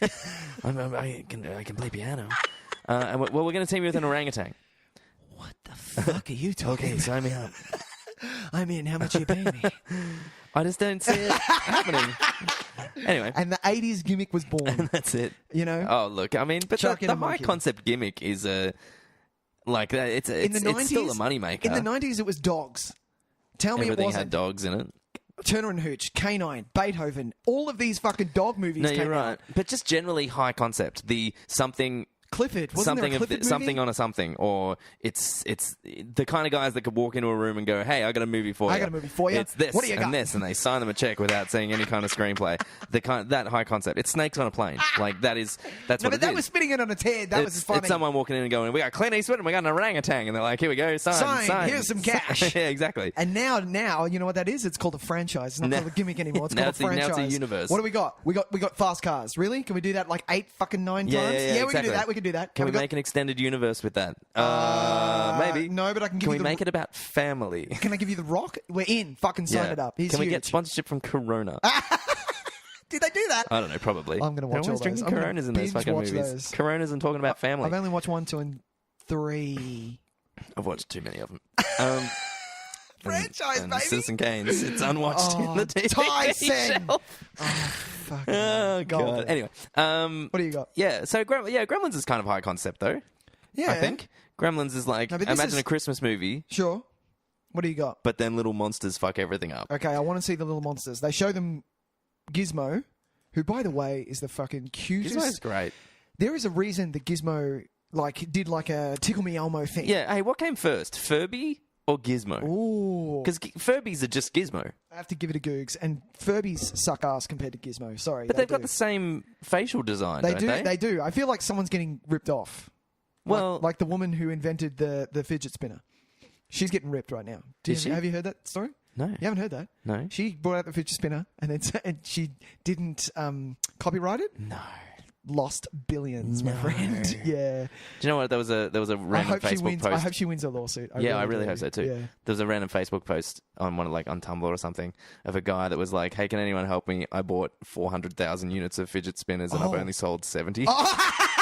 I invested a lot of money into this. God. Is anyone interested in buying a bulk lot of fidget spinners? Fucking idiot. Like, yeah, mate. My favorite fidget up. spinner story is I was going shopping in like it was near Greensboro Sure. type of area, so it's very rural. Oh, well, not you're rural, giving it but away. it's, You're but giving it's, it away. Yeah, I am. Our localities. I am. But and there was a guy sitting on just a couch that was in the middle of the shopping center, and he's just like a really old man. He had a fidget spinner, and he's like Really getting into it. furiously Yeah. spinning it. And I'm like, dude, I don't think you know what it's meant to. And I wanted to help him, Isn't but it like it felt calming? like he was going to Isn't punch it meant to be me. a calming Yeah, effect? it's meant to be. Isn't it meant to be so that you could do something like? It's meant to. I love how it started as like a thing for kids with ADD, and it's like, something so they can focus, and then they focus on that for a second, and then they And then focus they're back. there, Yeah, and then they're exactly. back, and it became like fucking every kid in the world.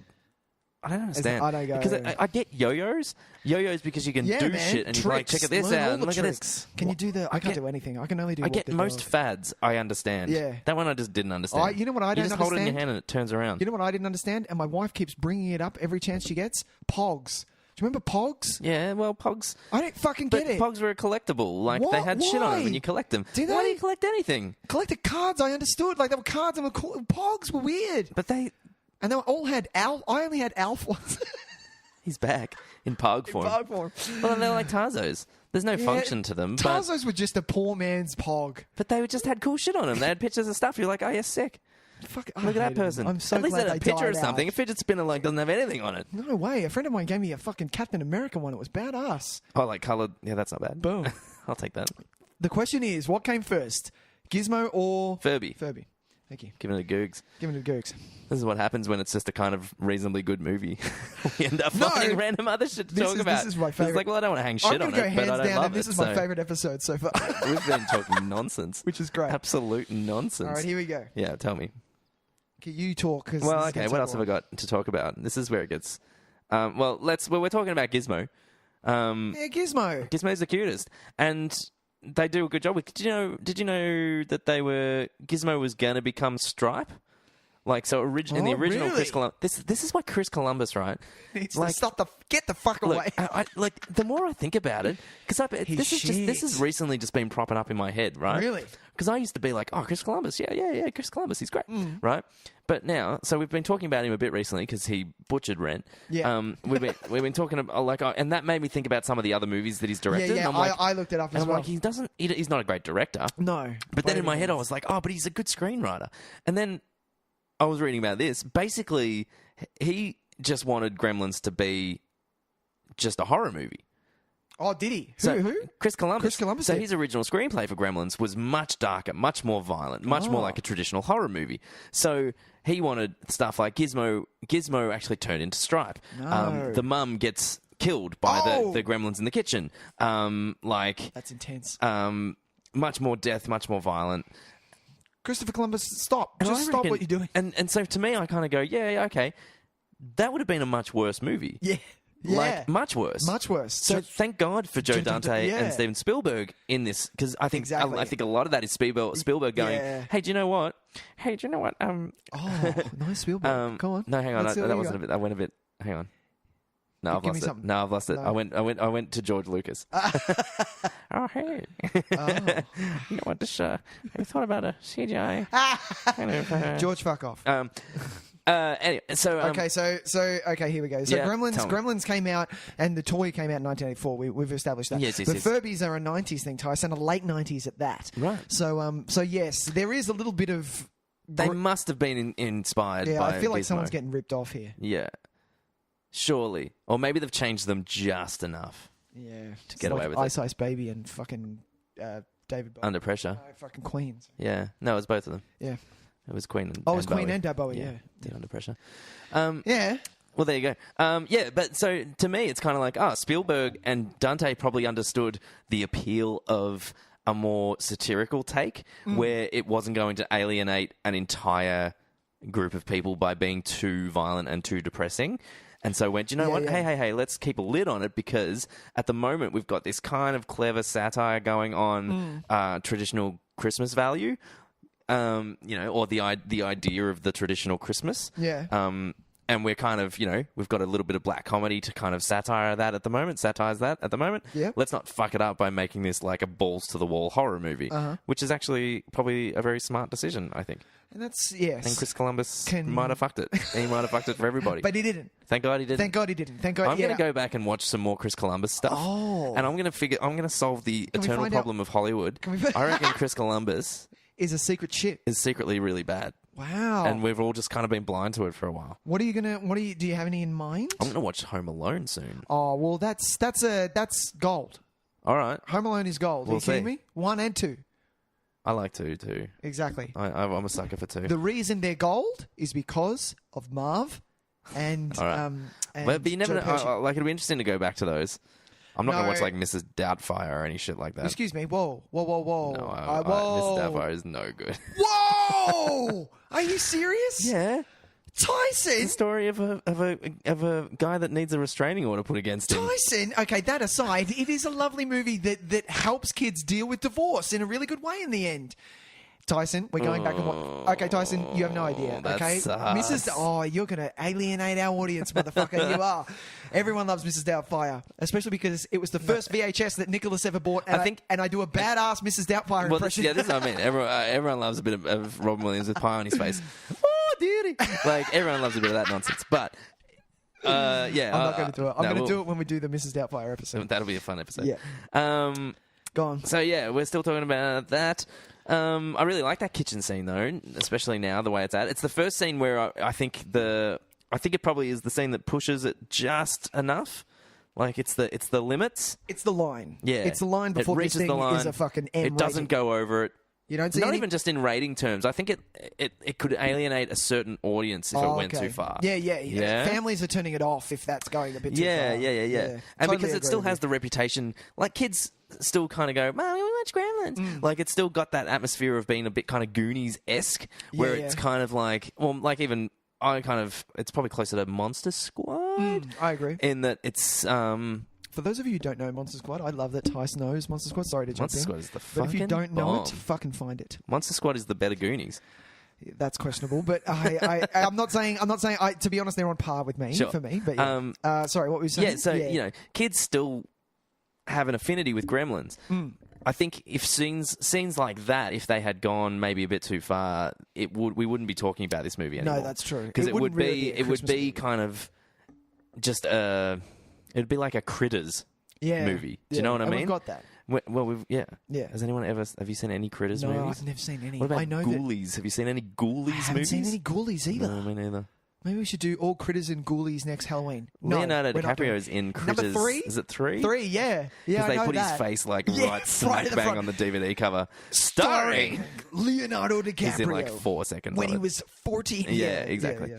Do you know what I mean? Like, I totally agree, yeah. Gremlins would be that if it went into full horror territory. Yeah, yeah. Because it stayed just a couple of clicks back. It's now this kind of family favorite. That I mean, we're not showing it to 6-year-olds. No. But when it's like when your kid's maybe 8 or 10, and you're trying to find that movie that makes them happy to be watching something a little bit more grown up. Yeah. You know what I mean? Yeah, yeah. That you can feel comfortable saying, here you go.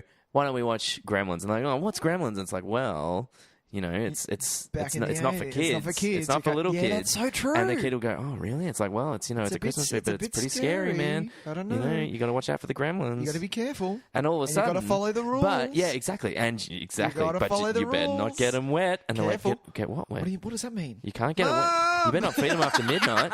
I'm not allowed up after midnight. Exactly. And suddenly, but you can also not feel bad about showing them it because you know that it stays at a certain point. Yeah, yeah. And yeah, look, maybe for some kids it might be a little bit too scary, but you can obviously judge that yourself as a parent. Yeah.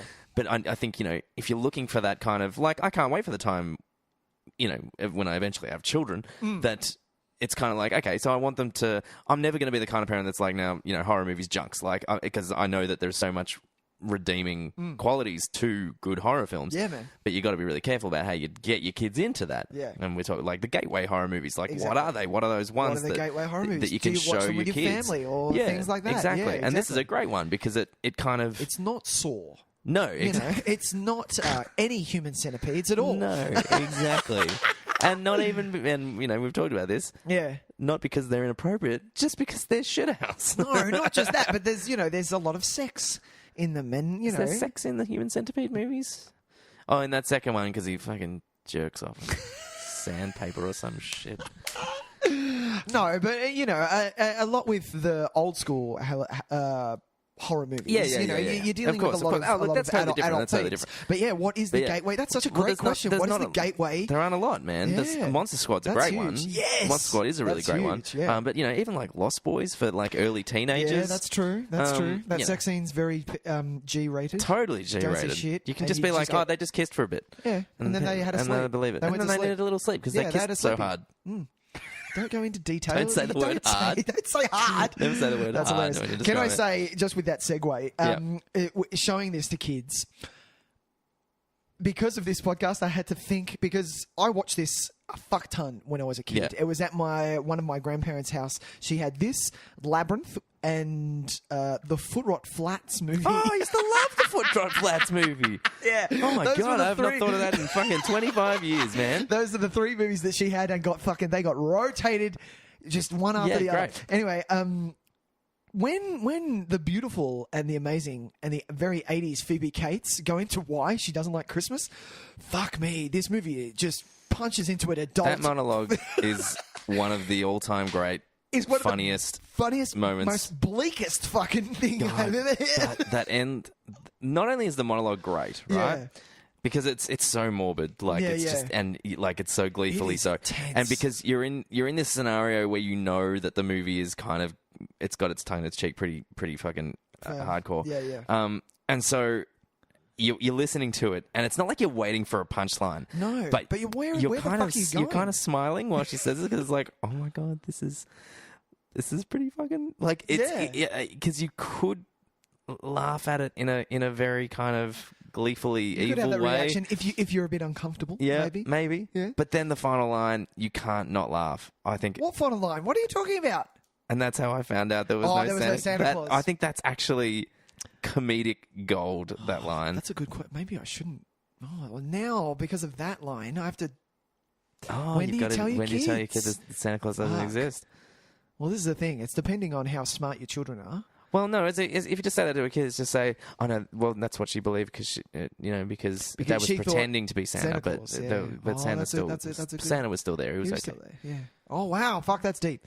And then from that, one of the fucking lines that I had to write down. Some people are opening up their presents. Some people are opening up their wrists. I was like, whoa. Oh, I must have missed that. Intense. This was that wasn't in the monologue where the gremlins have attacked. Yeah. This is the one where he walks her home from the pub.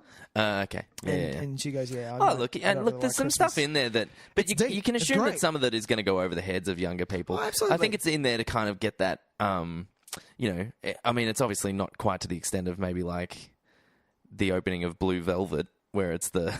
It's the, do you know what I mean? It's the, it's the idyllic 50s Americana, and then you go under the ground and it's all the bugs there. It's not quite as blatantly metaphorical as that, but I think maybe what it's trying to say is that beneath the veneer of It's a Wonderful Life style American, still keeping that thing. American, Yeah, I like it. Christmas time, it's not all fucking wine and roses. Not everyone's having the best time. Yeah. The character that Dick Miller plays, the plow guy. Yeah, I love his character. Yeah, I fucking love his character. See, But and you can tell that he's hurting, that he's worn, that there's a reason that he gets drunk. Like that's not a normal thing. He doesn't just go. That wasn't like a Friday night that he went out and got pissed. But he's also just like a kind of a classic racist. Yeah, that's true. Yeah. But it's different times. There's different times. But he kind of demonstrates that that side of it where it's like. While we're all sitting down and having our, turkey fucking lunch and stuff, he's not living a great life. He's not happily married, or he just can't get his TV to work. It's different levels. Yeah. What else? You got? Well, I've got a fair bit of stuff, but I can't be fucked. Yeah. Don't tell that to our audience. No, they don't, I'm kidding. They understand. Can I say my favourite scene Yes. in this is... I'm not going to go on favourite scenes. The reason that I love this movie is because of the turn that this thing does when the fucking pods are there. Now, remember, what year was Alien? Alien was 79? 78 or 79, yeah. Those pods are very reminiscent of something very Giga. And they are fucking scary as hell, those pods. Those pods aren't fucking friendly at all. Well... like, in his bedroom like that, by the way, this fucking he has the raddest 80s bedroom. Yeah, Tell me you would fucking kill for that bedroom! It's... I've always wanted a slanted down roof live in like the that. attic like that with a slanted roof, and you put the posters on the slanted roof. Yes, and he had his TV up on the fucking wall. I swear to and God, shit. it was like these... That was like... When I was like... 12, I would have had diagrams of how I wanted my room to be, and this would be one of them. It was, it's perfect. It's perfect. But you're totally right. But this is like part of the great thing. I think that one of the things this movie does so well is that it differentiates so clearly from how beautiful and warm and like lovable Gizmo is to the alternative, and because they are gross, like they are really, really gross. Fucking gross. The close-ups of them eating the chicken, and even though they're not even in gremlin form yet, but they're still they evil differentiate them motherfuckers. as being the evil motherfuckers. I love how they tease Gizmo. It makes me that hurts sorry, me. I don't mean love, but I mean like for the story it works so well. But it makes me so sad the way Fucking that spit on him and shit. Yeah. Well, Jesus Getting on the Christ, he's dartboard. just playing by himself. Yeah, the bit where he's just playing He's just trumpet. playing by himself, and he's got a little candy cane, and they all laugh at him. Exactly. I'm like, I need my Sam. This is pissing me off. Yeah. Babe, where are you? This is pissing me off. Gizmo is like part of the reason I think why I have an affinity for pets. Yeah, because tell me you wouldn't have a Gizmo. well, Would you have one? Yeah. Tyson, would you have one? No, Are you fucking I'm not responsible enough? enough. But that's why I'm allowed to have one, because I know that I'm not responsible enough, and the old Chinese man would recognize and he would. that I didn't want to take one, and he'd say, "No, you're okay." No, he wouldn't. He'd be like, "You have a podcast. Maybe you one watch day way soon." too much TV, making him watch TV." Don't do that. I like that bit again. You taught him to watch TV. Watch television. Yeah. I was like, come on. Oh, I love it. What is your favorite dad invention? Because this is I love this. Like Dad. I love it. The Dad's a wonderful character. How good too. is he? I love this side storyline. That he's his the worst machine inventor in the world. Just gets fucking up. That coffee, I want to drink that shit. Yeah. Shit. It is so bad. And the beautiful, when he goes to the convention and there's little Steven Spielberg rides past in a little cart. Did you get that bit? What's that? The famous bit where Steven Spielberg drives past in a cart at the fuck me, Nicholas. At the convention. Where he goes off and he travels and Steven Spielberg goes off when he's on the phone. No, you didn't get that? You're not there? Sorry, say that again. That's okay. I'm going to say it for a third time. Say it for a third time. Because you're going to edit it. Am I going to edit it? When he's on the phone Yeah. And he says, no, the convention is great. It's really great. And there's a big robot behind him. And Steven Spielberg rolls past in a cart. Yeah. He's an inventor. Yeah. See, now you have to watch it Now again. I'm going to have to watch it Yeah, again. he did a Hitchcock and went, Maybe I just didn't pay attention. Was it? You were probably 3 beers deep. Weren't you? No, I wasn't. I just must have been like paying attention to the Yeah, dad. he's in Incognito. No, it is. It's old school Steven. So he's got full beard and they kind of mash into He's wearing one the thing. red cap and No. the like the flannel Close, but shirt. no, That's no, how he's I not. imagine old school Steven Spielberg. Jaws, Steven Spielberg. Yeah. That's it. Um, But yeah, what was your favourite invention? Did you have one? Was it the eggs? no, the eggs were shit. Oh, you know what mine was? No. Mine was the juicer was fucking dumb. juicer. This was dumb. The coffee machine was dumb. Like No, in theory. I love it because, and just by the way, this is our second Corey Haim. Didn't we do Corey? No, Corey Feldman. Corey Feldman last week. Corey Feldman fucks everything up for Hey, everybody, come doesn't on. he? I love Corey Feldman. He's the reason this movie happens. He's though. going through a hard time right now. Yeah, he is. But yeah, and when he comes in and the machine goes, look, it's fine, and it goes off. I swear to God, that went off without him knowing because his reaction is pure. He gets shit scared. He's like, fucking Jesus. Yeah. What's the bath buddy thing called? The bathroom buddy? Is that what it's- I love that it's like Buddy. I love that it's so fucking fat. that's it. It's so huge. And it's kind of like, yeah, I get the convenience, but are you meant to like hold that while you shave yourself? know. Like, are you meant to hold the Does whole it come cube, off? or does it just come off? And you're like, in which "Hey." case, like, because that's maybe not the worst idea. Because that's kind of I've seen similar things to that. Sure. Like well packed toiletries kits. Yeah. Yeah, Wouldn't a they bag exist. just suffice though? But then it's all loose and flopping around. Yeah, good point. No one Maybe. likes a loose flopping around bag.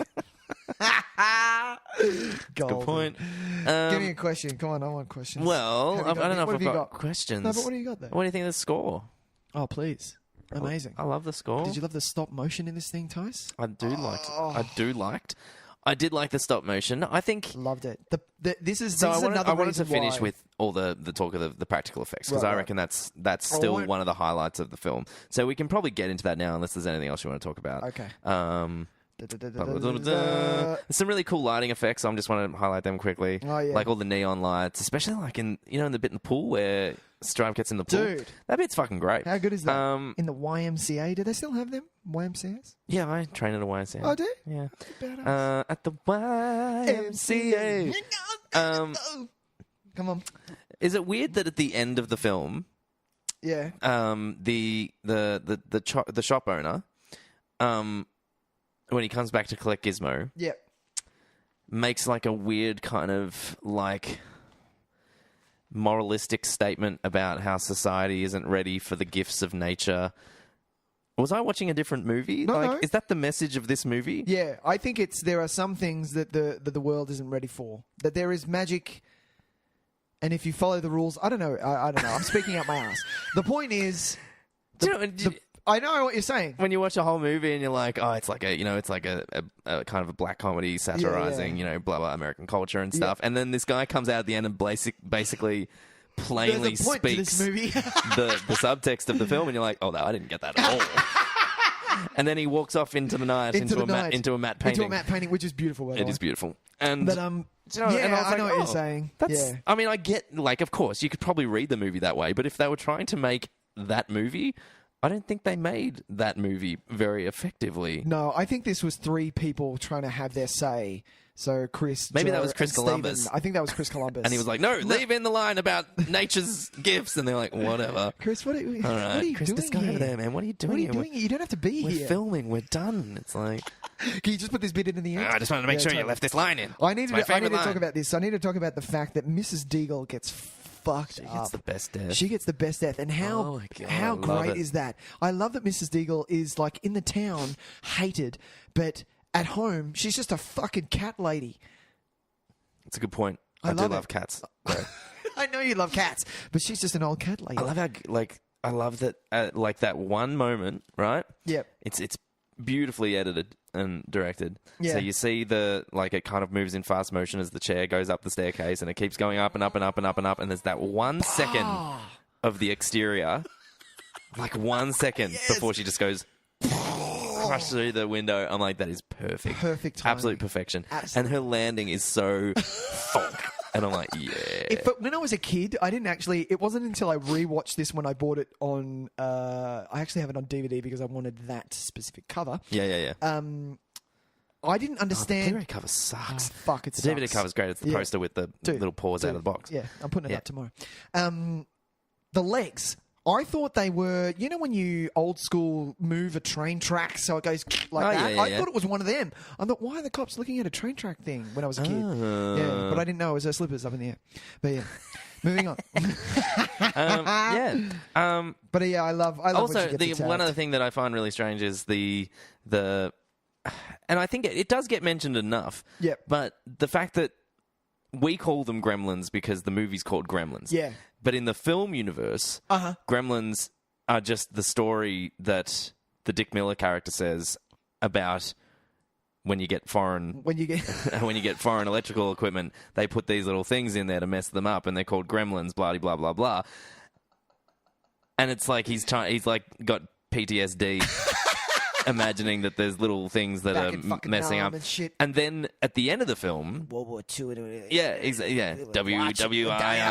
and then at the end, the dad says it as well about maybe if something's playing up, you better check it's not a Better check gremlin. it, yeah. And I'm like, What's is going this- on? Are we afraid of the communist? What the fuck is going on? Why? Yeah, well, it's just weird because in the real world, like, yes, we understand that they're gremlins because that's the name of the movie. Yes. But they But just think they're monsters. in their universe, it's the ramblings of a drunk old man who thinks that there is a monster in his television. Yeah.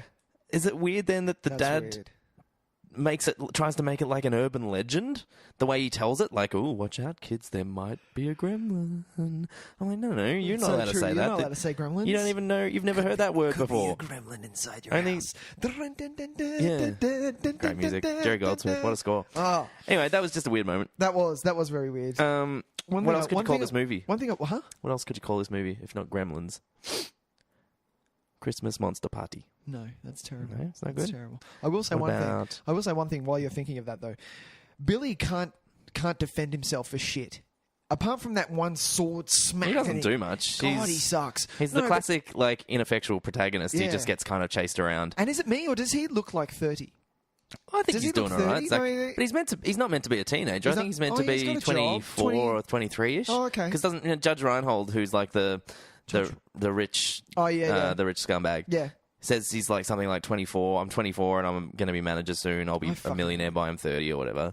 So I think they're like early 20s. Yeah. Yeah, I don't think he looks too bad. Yeah, fair deal. What about Bank Boy versus the Wet Goblins? Bank Boy versus the Wet Goblins. That's it. That's that you should definitely not. Maybe just go back to the storyboard. Is all I'm Yeah, saying. back to the drawing board. Storyboard. All right. Shut up, Nicholas. Should we leave it there? Let's leave it there. What else have we got to say? Do you like Let's- the sequel? I like the sequel a lot. I like the sequel, but I prefer this. Okay. Because the sequel really ramps up the comedy, which I'm fine with, and that's fine. Sure. But I prefer my Gremlins to be really fucking evil. I think the first Like, one these is almost Gremlins like are a scary. Yeah, they are. They These are. You're are right. fucking scary How's the Gremlins. lady one? It's like when Bugs Yeah. puts on a dress. I love That's that what shit. I got out of that one. I love that. And how Warner and they're all Brothers- like, woo! And Yeah. whistling at her, and I was like, what? No, I love the one with the brain. How he talks and hi. Isn't he only in the check it second out one, though? once. Yeah. Yeah. No, but the number. The lady one in the bar of this one. Oh, of this one. Yeah, when he's playing poker with Stripe, Totally and there's forgot the about hot, that. like that the whole hot fucking one in bar inverted scene is just. It's- you could not get away with that these days. The one with the fucking Yeah, with the yeah, coat it pretends opening, to do the the strip, pervert. yeah. I'm like, dude. We didn't get the chance to talk about the practical effects. No, this is what I wanted to yeah. end with. End with the practical Yeah, effects let's do that. because you start because I've got something to say. Well, I think it's like, if anything, it's a movie that you can watch and be very grateful of that time, of that era. There is no CGI. In There's this no, movie. there's some stop motion. Stop motion. Which, maybe doesn't look fantastic anymore, but like Works for a for me. reveal, it's really great works because you have fucking Stripe come out of the darkness and then a And whole then bunch boom, others. yeah. And so, its effect is very good. Yeah. But the puppetry in this is spot on. The puppetry is amazing. Yeah. And, to think that there are scenes where, there's what? So let's say there's 10 gremlins on screen. Yeah. So there's at least That's 25 people underneath. hiding in different spots with little poles And trying you know to that do all it's this fucking stuff and make 40 it happen. degrees. Jesus That's it. Christ. I think it's wonderful to look at. Yeah. And like it really holds up. Not so much as like, but well, I mean, we say this all the time. Yeah. Like practical effects, they're tangible, so they Sure. always feel more real. Sure, but I'm talking about the close-ups, Tys. The fact that when Gizmo blinks and it's so beautiful. Well, I mean, that's just a mechanical device blinking, but it's got more heart than a fucking CGI Justice version League. of that. Yeah, than fucking Steppenwolf. When Bringing it back, baby!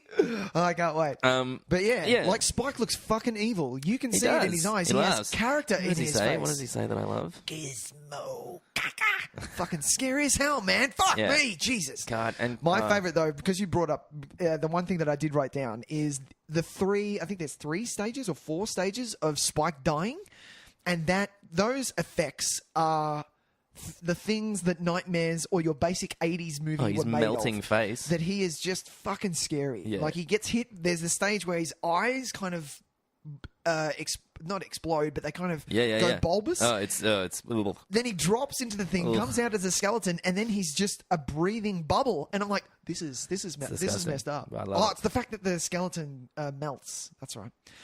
Man, I love it. bring it on. It's what nightmares are made of. My favorite thing is Gizmo driving a Barbie car. Oh, I do. It's my favorite thing in the world. I want a Gizmo. How can you not love that? I want a Gizmo, but I know that I'm not responsible enough. I'm not going to feed him, but I may. I'm not going to feed him, but I may accidentally get him. He's going to eat at noon, and that's it. He gets 1 meal a day, like a dog. All right, Maybe some snacks. I think that's going to wrap us up. That's Gremlins. That is Gremlins. 1984's Gremlins. Gremlins 1984. It's time What for... a beautiful year. It was a beautiful year. Yep. It's a good year for movies. It was really good year for movies. Really good year for movies. Let's move on to our famous segment. Let's Crossing the Streams! Oh, that was terrible, Nicholas. God damn it. I don't have the height that I used to have. We'll get it back. We'll get it back. I'm ready, so I'm going to go first. Okay, you do that. On Amazon Prime, you can watch 1999's The Limey. Jesus, you're quick. I'm suggesting this movie. The It is a Limey. Steven Soderbergh film, Mm-hmm. and it's one of the. It's Steven Soderbergh for a little while was cracking out a movie every 6 months. He had this patch during the 90s where he would just churn out films. And Who is this? Steven Soderbergh. Oh, Soderbergh. Yeah. And a lot of them there were the big ones. Hang on a minute. We're meant to be doing Christmas movies, Tyson. We don't have to recommend Christmas movies. fair enough. That's going to be really hard That'll be considering. too much. Yeah. Considering, Keep going, Limey. Because Sorry. otherwise I've got to do some fucking Hallmark. What is it? The Christmas Princess that's on Netflix. Keep going. Yeah, Sorry, I interrupted No, you. that's okay. So we would have his, his oceans, like the big kind of like. Everyone saw that, Yeah, or yeah. Out of Sight, or man. Aaron Brockovich, Yep. Academy and then Award in between those, he would have kind of Yeah, man. these more kind of art housey films, like you would have your Full Frontal or your Solaris, movies that Solaris. not many people saw or really cared that much about. No, that's true. And I feel like The Limey was one of those. It kind of slipped under the radar in 1999. All everyone's attention was on Aaron Brockovich and Traffic the That's following true. year. Yeah. Traffic, man. I love that movie. Now, The Limey is it's like a mob movie about a English guy played by Terence Stamp, Oh, yeah. the original Zod, Oh, nice. who comes to Los Angeles to try and track down the person that he thinks is responsible for his daughter's death. Oh, okay. And that person who he believes that it is Peter Fonda. I'm always up for seeing Peter Fonda in a fucking movie. Hell yeah. It is Soderbergh at his most Soderberghness. It is. Is that a good thing? Well, it depends how much you rate Soderbergh. Fair deal. So there's a lot of playing with timelines. It's a shifted perspectives. It's people taking bits of dialogue from scenes that aren't happening and overlaying them on scenes that are happening, and flashbacks and flash forwards and conversations happening here, but then a flash of that same person in a different location doing something else. Like, you've got to be in a very certain mood for it. If you are in that mood, and I describe that mood as Soderbergh. If you are in that mood, I highly rate this. There is one particular scene which I think is incredibly effective, which is an action scene that takes place entirely outside where the action is happening. right? Really? Yeah. So it's this scene where he leaves the camera completely static. Terrence Stamp storms into this factory, and all we know is what we hear and what little things we see, like a little bit of glass breaking on one of the windows, or the wall shaking a little bit and stuff like that. Nice. And then it ends with one of the people he's beating the shit out of Throwing out something. stumbling out, trying to find their way out, and him chasing after him back towards the camera. And I remember it just being one of the most effective things I'd ever seen, because this is 1999, so this is kind of, I'm 16, 17 years old. I'm just starting to really kind of build my filmmaking love. And so watching that and being like, holy shit, it was one of those things I didn't think you could do in a movie, and I remember being really surprised at how effective it was. Also, Terrence Stamp is fucking amazing and does not do enough stuff. And look, it's probably my own fault, because it's, I just kind of, he was always just Zod for me, and I haven't sought out enough things with him in it.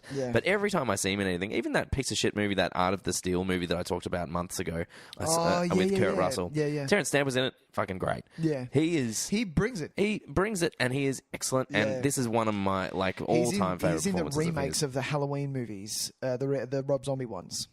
That's Terrence Stamp? That's Terrence Stamp. Malcolm McDowell, I think. Fuck it. God damn it. Edit this shit out. Yeah. No, but I see there's a resemblance there. Same wacky hair. Yeah. Silvery hair. Wacky silver hair. The Limey is the one that that isn't on the list for me. It's always been on my list. I do like Soderbergh. I didn't like where he went, his recent stuff. But early Soderbergh is definitely my bag, and I've always wanted to watch the Limey. Great. Yeah. Excellent. Because Zod's in it. There you go. It's on Amazon. What do you got? I have a movie that I would like people to watch, because it is a Christmas movie, but it's not one that you would think that it's a Christmas movie. And we've actually done a podcast on it, so this is going to double up on the looks. And this is 1992's Batman Returns. Yay! That is a Christmas movie. It is. Set at Christmas time. It is a lovely Christmas movie. And if you want to see a Batman do well, you can't go any further than Michael Keaton. Michael Keaton is fucking amazing. He is my Batman. He will always be my Batman. Just as Christopher Reeve be my Superman. I'm not going to talk much about this. We've got a whole episode awesome. We've got a whole dedicated episode to it, which was episode number what? I can't be that good. I can't just bring them up. We've done like 44 episodes. Keep talking about it, and I'll find the episode. Okay, but yes, because this is another reason why you may love superhero movies. You may have watched Iron Man and Hulk and all the Avengers, and you may be into Deadpool and X-Men and all of these things. But if you haven't gone back and watched ones that actually came out, like 78 Superman, or Tim Burton's first two Batman movies, then you're missing a nice piece of the puzzle. You may like it or you may hate them. This Batman Returns rates just as high as The Dark Knight for me. Sure. Yeah. And, I wonder if were we that kind to it in our episode? I was. Yeah. I remember me being, because it was very. I like it. Yeah, I like it a lot. It was a very big deal for me. Batman Returns is very, very high on my list of superhero movies. Yeah, great. But you unfortunately can only find this on Foxtel or Google Play. All right. Well, Foxtel, that's fair. Yeah. Foxtel is now a streaming service. Foxtel now, is a streaming service. It's not the most. It's pretty expensive, and it's Foxtel, so fuck those guys. But you're gonna get a bit of quality. It is there. Yeah, you do. Look, they do have a fair bit of stuff there. Yeah. And to see our episode, that was episode 20 of Nick Tys and Videotape. You can hear us blab on about Batman Returns for a good. Let's have a look. Almost 2 hours. Oh! We talk about some other shit as well. What else do we talk about in that episode? We talk about Nerve, Whiplash, and the Skeleton Twins. So get on that. That was a good episode. That was a good episode. Not as good as this one. Not as good as this one. What are we talking about? Gremlins for about 12 minutes. Anyway, so that's going to wrap us up. Nick, can you tell people where they can find us? That is, ladies and gentlemen. So if you would like to join us on social media, which you will be seeing a lot of things coming up this holiday season, maybe we'll sing a Christmas carol. But we are on Facebook, we are on YouTube, we're on Twitter. You can email us at nicktysonvideotape@gmail.com. And we're soon to be on the Instagram. It is coming very, very soon. Oh, get on there. So please share, subscribe, everything. Follow us on Instagram yet? Or you can follow us now if you want to, but there's nothing up. There's nothing there. Well, get on there, get in early. Exactly. You're going to see us. You're going to see us our first picture, and you may even see what we look like. Ooh. No, people have seen what I look like before. That's true. Oh, that's true. Yeah, but they don't know. They don't. Oh, no, they do know. I think I might have said it was You me. said it was you? Damn it. That's okay. You'll find out what I look like. But yes, Carmen, tell us your favourite Christmas movies. Why don't you? This is tell your us chance. if there's anything you really want us to talk about before Christmas comes around. We might be able to sneak that in. We could. And we're also going to have some... we're going to be taking a little break from Christmas over New Year's. We are. We're going to have some exciting things. If there's anything in particular you'd like us to do in that time, Oh, why don't you let us know as well? Is there Yeah. some kind of special episode you'd like to hear us do? Because we're going to be preparing some things We could do that. beforehand. We could do that. So to kind of keep you interested over that break. That's true. Next Next week, week, Tys? Oh, this is exciting. Ooh. So keeping with our keeping with our theme of non-traditional Christmas films. What was the word? Christmas adjacent films. We're going to be looking at another film that just happens to be set at Christmas time that I fucking love, and I can't wait to talk about this film. I haven't watched this in a while. This is now screenwriter Shane Black. Who, if you don't know who that is, you shouldn't be listening to Shane this Black podcast. dies in Predator. That's how There you you might know. go, there you go. Anyway. So Shane Black has a strange affinity for Christmas. He does, he loves sets every Most one of of his movies. or most or every one of his films I'm going to say most because I haven't seen them all. I don't think. at Christmas time. Yeah. And so we're going to be looking at a film that he wrote the screenplay for. He's only directed a few films, but he's known primarily as a screenplay writer. That's anyway, but we're going to be talking about, what year was it? I'm going to say 1990. I'm going to say 1996. Oh, well done. I think you're right. A Long Kiss Goodnight. Along? The Long. The Long. The Long? Oh, Jesus, Along. get it right. Along, the Long? Along. Along. Don't sing that. That's a horrible fucking song. It is. I hate that. And I hate it. I hate it so much. 1996, The Long Kiss Long Kiss Goodnight. Goodnight. Directed by Rennie Harlan. Love a bit of Rennie Harlan action. Nightmare on Elm Street 4, baby. You know it. Cliffhanger, baby. Yeah. So we're very excited to be discussing The Long Kiss Goodnight. Yes. Join us next week. Join us next for week. our If next you- Christmas adjacent film. We're very much looking We're forward not to using it. that word again. We really No, are. let's Okay. not. Bye, Tys. See you then. It was fun. Bye. Bye.